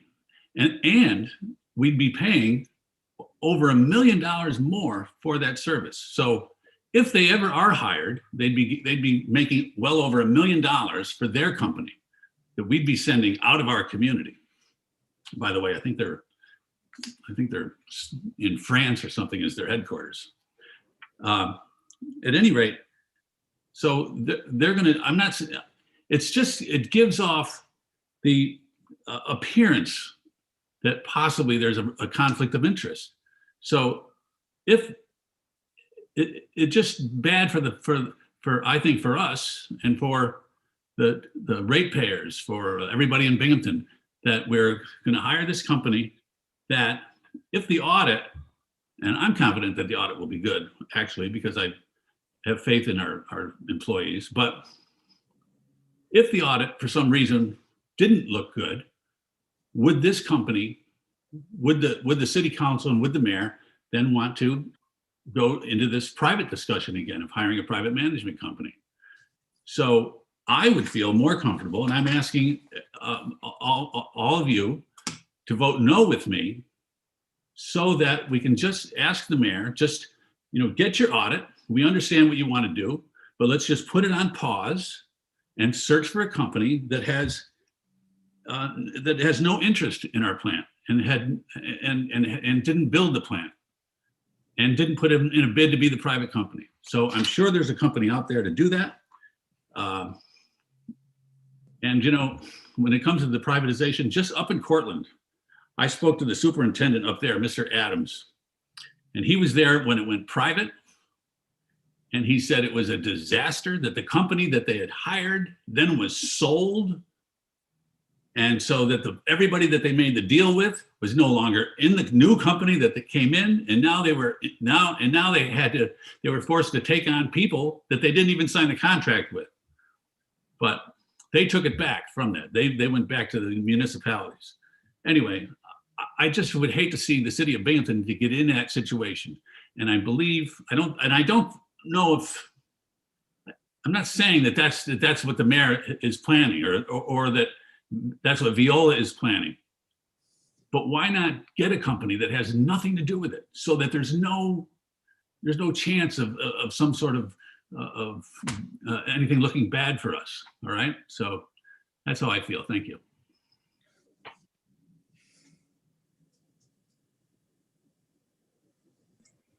Councilwoman Freeman. Thank you, Madam President. I wanted to start my comment by thanking everybody who called in. I really identified with what one of the penultimate caller said about long comment sessions. I love them. That's one of my favorite parts of this job, is listening to people who feel passionately about something and take the time to call in and voice their opinion. That is one of the not silver lining, but one of the the cherry on top. I in general have no problem with audits, because I think that audits allow for us to be transparent and accountable. But I have multiple things regarding this particular audit that don't sit right with me. I agree with Councilman Burns that it seems like we, for some reason, are stuck on this one company that both was involved in the construction and also is potentially interested in managing the plant. The other thing that I am having trouble with is that I understand that council has voted in the past to authorize the mayor to enter into a contract, maybe a smaller contract where we don't feel like we need to see it. However, in this case, we have asked to see the contract and thus far have not been able to see it. And it seems to me like, even though that is maybe not par for the course, first of all, I think it ought to be, but also it just seems like, why is there, even if this is an unusual way to go about it, why is there such resistance to it? Like, is it illegal for us to see the contract before we vote on it? It just seems to me like there's information that would help us make an informed decision that we were promised. I believe that we were told that we could look at the contract before voting on it, and we thus far have not been privy to that. Given the fact that there is some information missing here, I'm going to make a motion to hold this over until we have a chance to view the contract.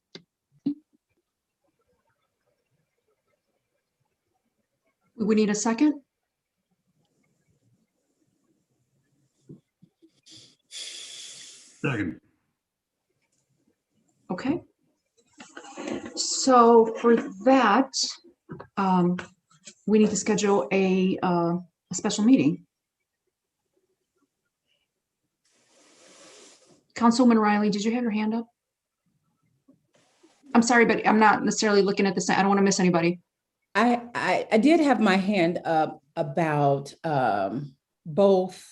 Actually, both of the RLs are tied together. This one particularly is about transferring the money. The other is about the agreement, and I know we're not there yet, but if we're holding one over, well, I'll wait.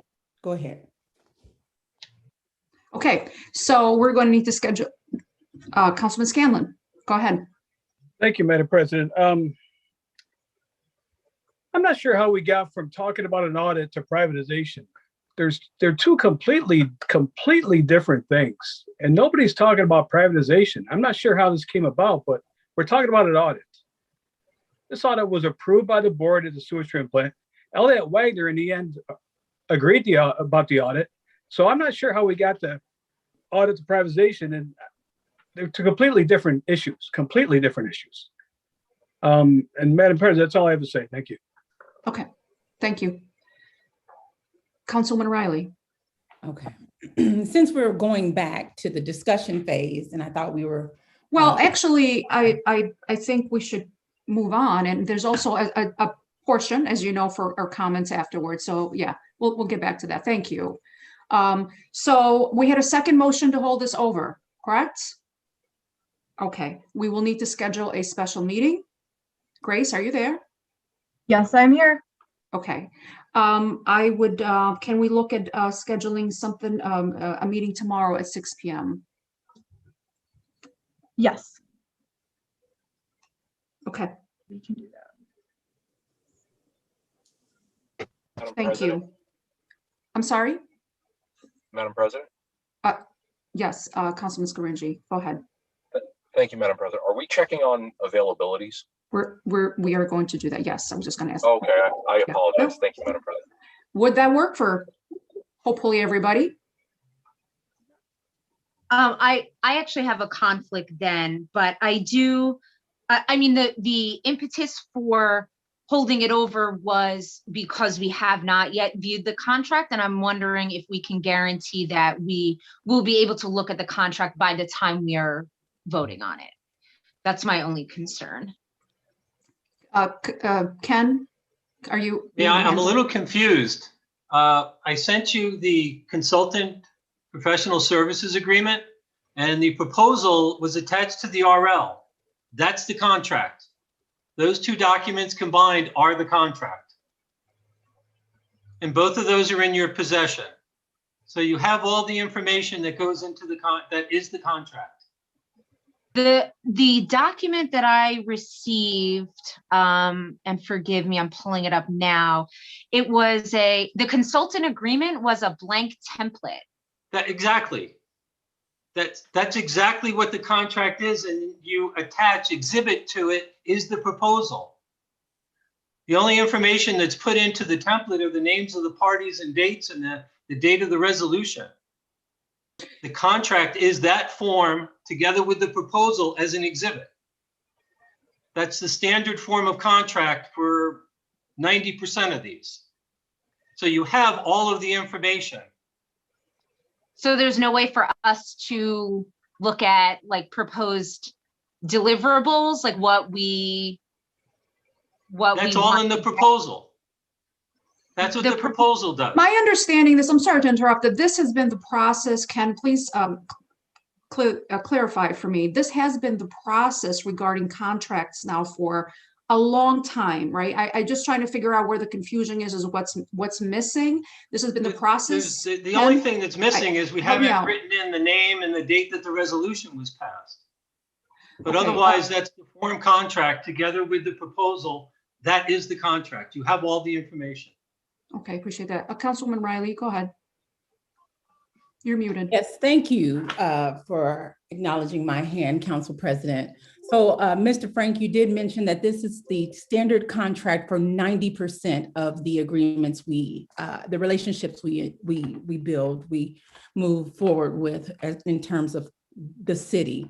What about the other 10%? What we're asking for is not a template and not a proposal that can be amended based upon the negotiations of the parties involved.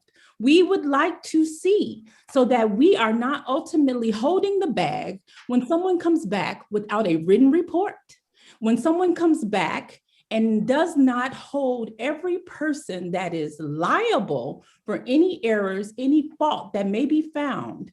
Will this company, if they find it to be a problem, point out the lead agency as one of the causes for some of the maintenance issues? Where are those specifics of the end results? And that's all we're asking for.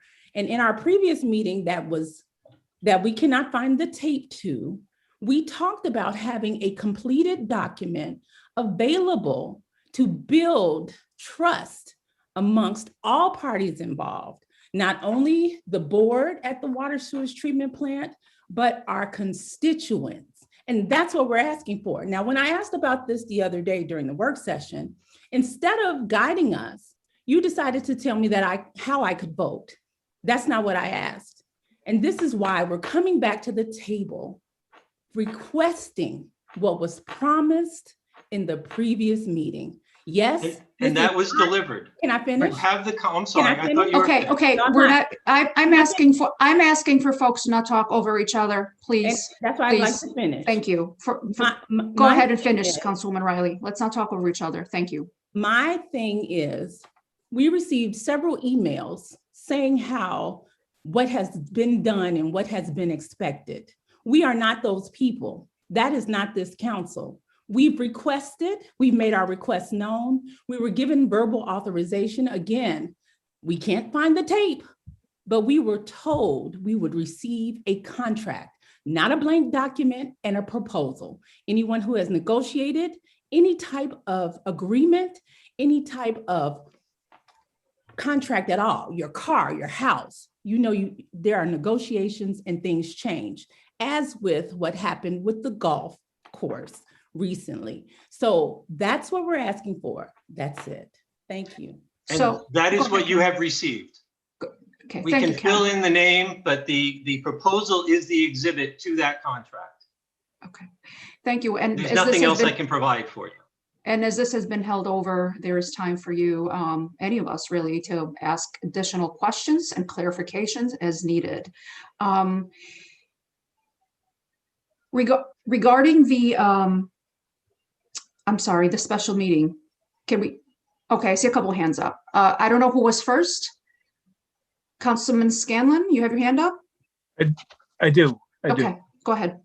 I was just going to make a suggestion, Madam President. Why don't you poll everybody, starting through the districts and see who's available. So if we have a quorum tomorrow, we can have a special meeting and we'll go for it. Okay, which is exactly what we're going to do. Let's do that. Who's available tomorrow to have that meeting? I would start with Grace. Let's ask Grace to go through every council person, please. See if they're available. Okay, let's go And through we said it. 6 o'clock. Yes. So for tomorrow at 6, Councilman Scaringi. Tomorrow evening would not work for me. Okay. I'm sorry, we can't hear you, Councilman Scaringi. I'm sorry, Madam President. Tomorrow evening would not work for me. Okay. Councilwoman Riley. I am also not available tomorrow evening. Okay. Councilwoman Friedman. I'm not available tomorrow evening. Councilman Burns. Oh, you're muted. Yes, I am available. Councilman Strawn. I'm available, but with 3 people already not available, I think I don't know what a quorum, I don't know if a quorum is for. I think it'd be unwise to do it, but I am personally available. Councilman Scanlon. I am not available tomorrow. Okay. So why don't we, Grace, look at Friday? Oh, Tom, Councilman Scanlon. Yes, go ahead. I apologize. Go ahead. No. Okay. Friday. Councilman Scaringi. Friday doesn't work for me either, Grace. The earliest that would work for me would be the following Monday. Okay. Councilwoman Riley.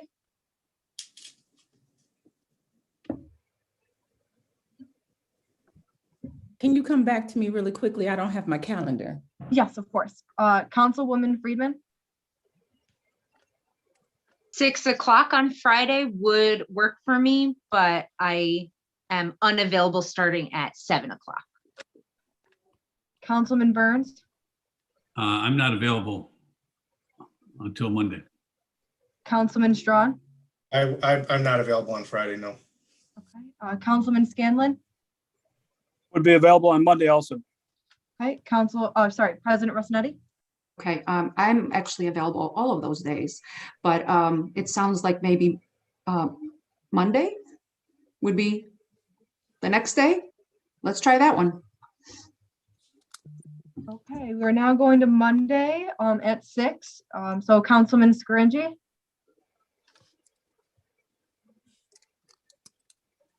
Grace, you said Monday at 6, right?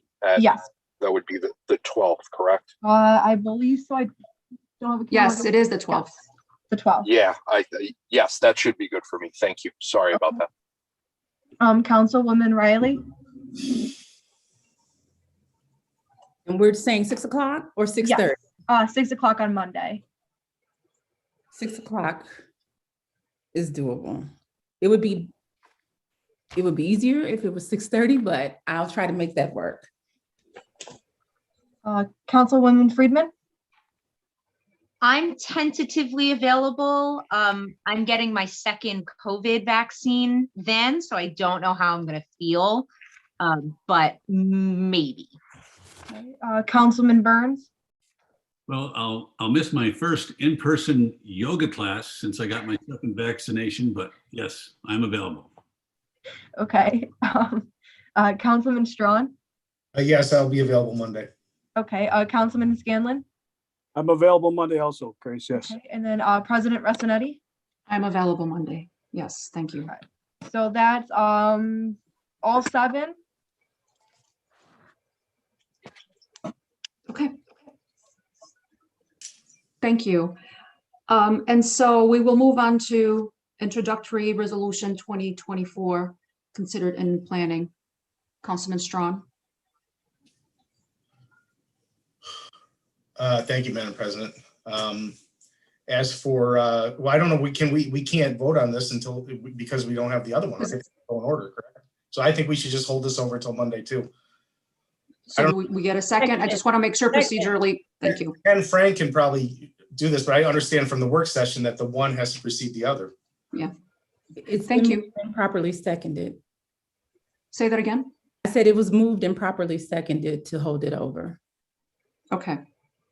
Thank you. Any discussion before we move on? So I guess then that brings us to our communication from council members. And if I'm not mistaken, tonight we're supposed to start with Councilman Scaringi? Or no? I think so. I believe Yes. that's correct, Madam President. Yes, it is. Okay, go ahead. Thank you. Nothing to report. Okay. Moving on then to Councilwoman Riley. Thank you, Council President Rezanetti. Again, I just like to thank everyone for all of the calls, all of the emails, and all of the just engagement we've had around the topics that council has presented. As you know, many of us are brand new to this, and it helps us to really hear from you so that we can do our best in these roles.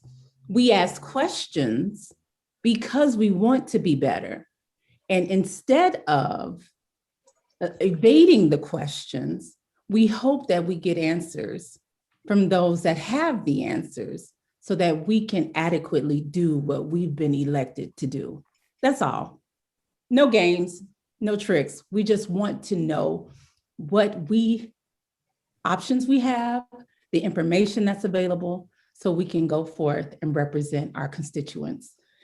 Many things are happening in the district. Continue to do your due diligence to remain safe. Go get your vaccine. Anyone over 16 is now eligible. And we want to encourage you to provide the information you need, the sites you need, anything you need so that you can move forward to protect you, your family, and your neighbors from the COVID virus.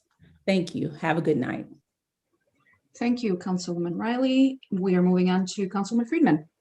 Thank you, Madam President. I want to start off by reiterating what I said before, that I'm so excited whenever there are any number of constituents calling in, but especially when there's a hot button issue. And who would have thought that a sewage treatment plant audit would be an issue that would spark so much public interest? It's funny, you know, how that works sometimes. But thank you for everybody who took the time to call in. I also want to echo what Councilwoman Riley said, and I feel like this is something that I just say over and over all the time, is like, we were hired to do a certain job, and that job is to make decisions on behalf of the residents of the city of Binghamton. It's a tough task, but one of the things that allows us to do our jobs the best that we can is finding out information.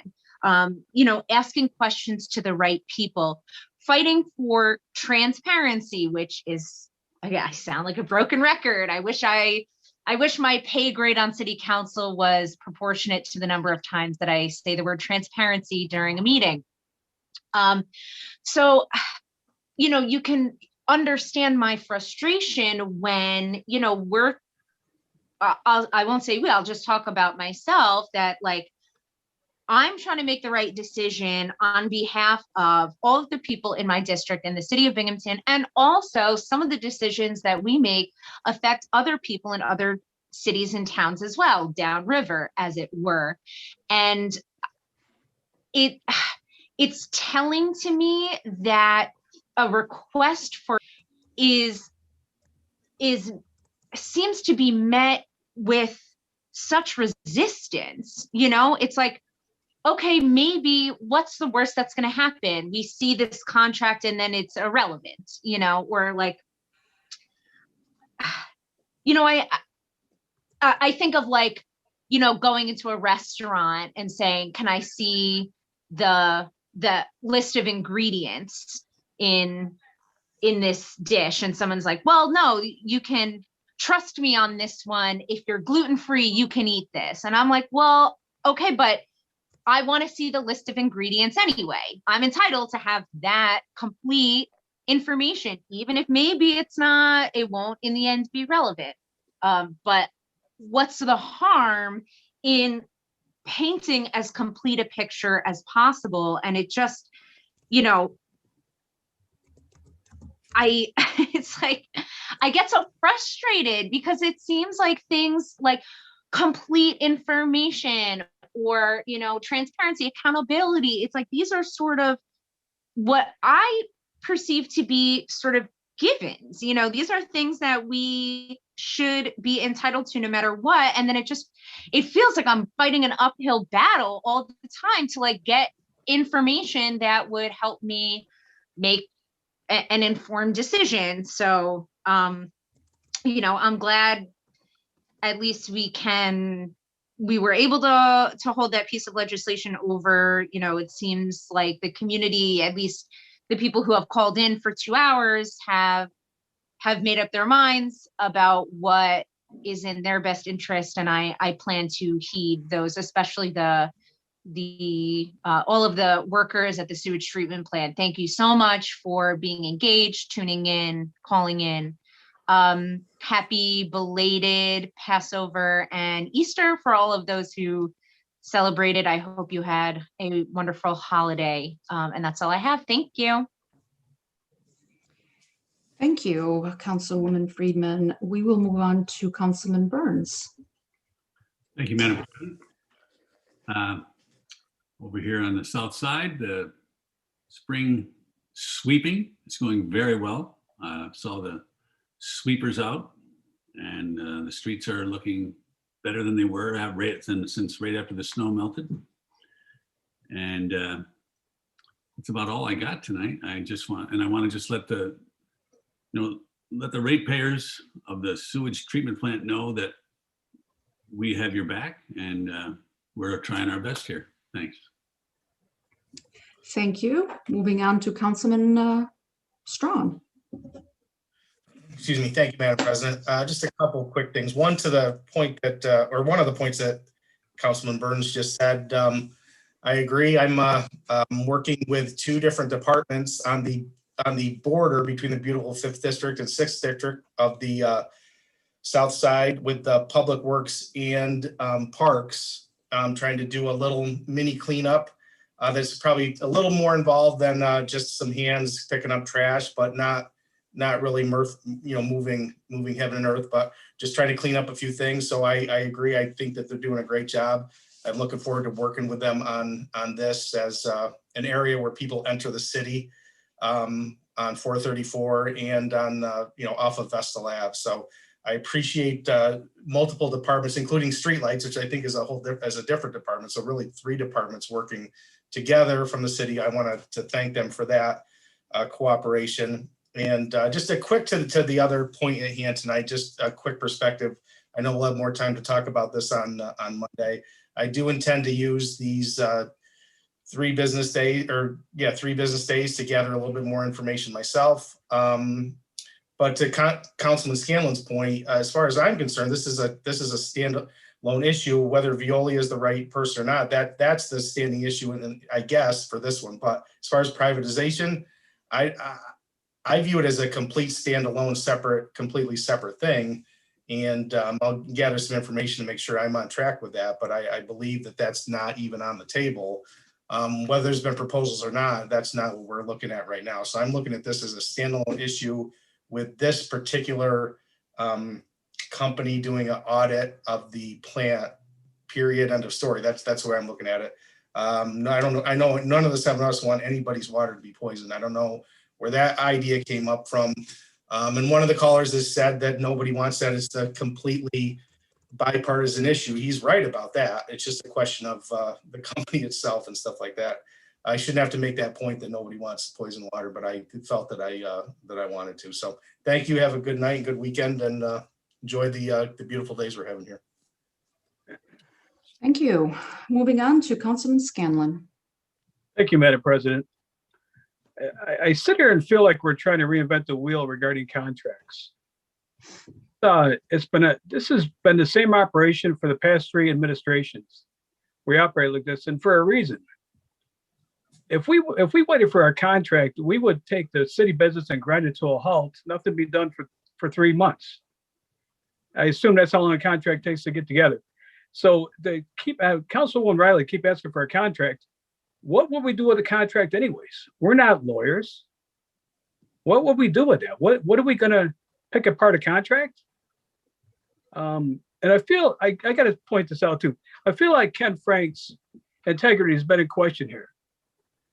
And if you're questioning Ken Frank's integrity, I don't even know how to respond to that. That doesn't make any sense to me. He's the attorney. He's not Republican. He's not Democrat. He's the attorney. And if you're questioning Ken Frank, I don't know how to respond. Thank you, Madam President. Thank you, Councilman Scanlon. I don't have much to say, just a couple quick things. First of all, I do want to say thank you to all the callers and all the comments that were made tonight. And thank you to those who also have, in other times when I've had conversations regarding this topic. I really do appreciate those conversations. And I do want to say, just like Councilman Strawn mentioned a little while ago, I too will take those next few days to really review what it is that we have, the information that we have available. And this is certainly not easy, but it is really important. And I just appreciate everyone's comments. Something that Councilman Scanlon just said regarding Ken Frank, I want to echo that a million times over. It does feel that I don't know. I don't know what it is, but I guess just to focus to your point, Councilman Scanlon, he's someone with a great integrity who's been respected over, multiple administrations. And so I just want to say thank you to Ken Frank for that. The next piece, I really don't like talking about this. I don't want to talk about it because it's exhausting. It's been exhausting for me and my family. So I'm going to make it really, really quick. The incident attack that took place 2 weeks ago, you all know the details. I'm not going to get into them again, but I do feel like I have to say thank you publicly to those who contacted me. I mean, oh my God, I was completely overwhelmed from all the people that are heard, Binghamton, outside of Binghamton, Republicans, Democrats, liberals. It was just overwhelming. And I just wanted to take that minute to say to you publicly, thank you. It means a lot to me and my family. And thank you to those elected officials who also condemned it publicly and unequivocally. I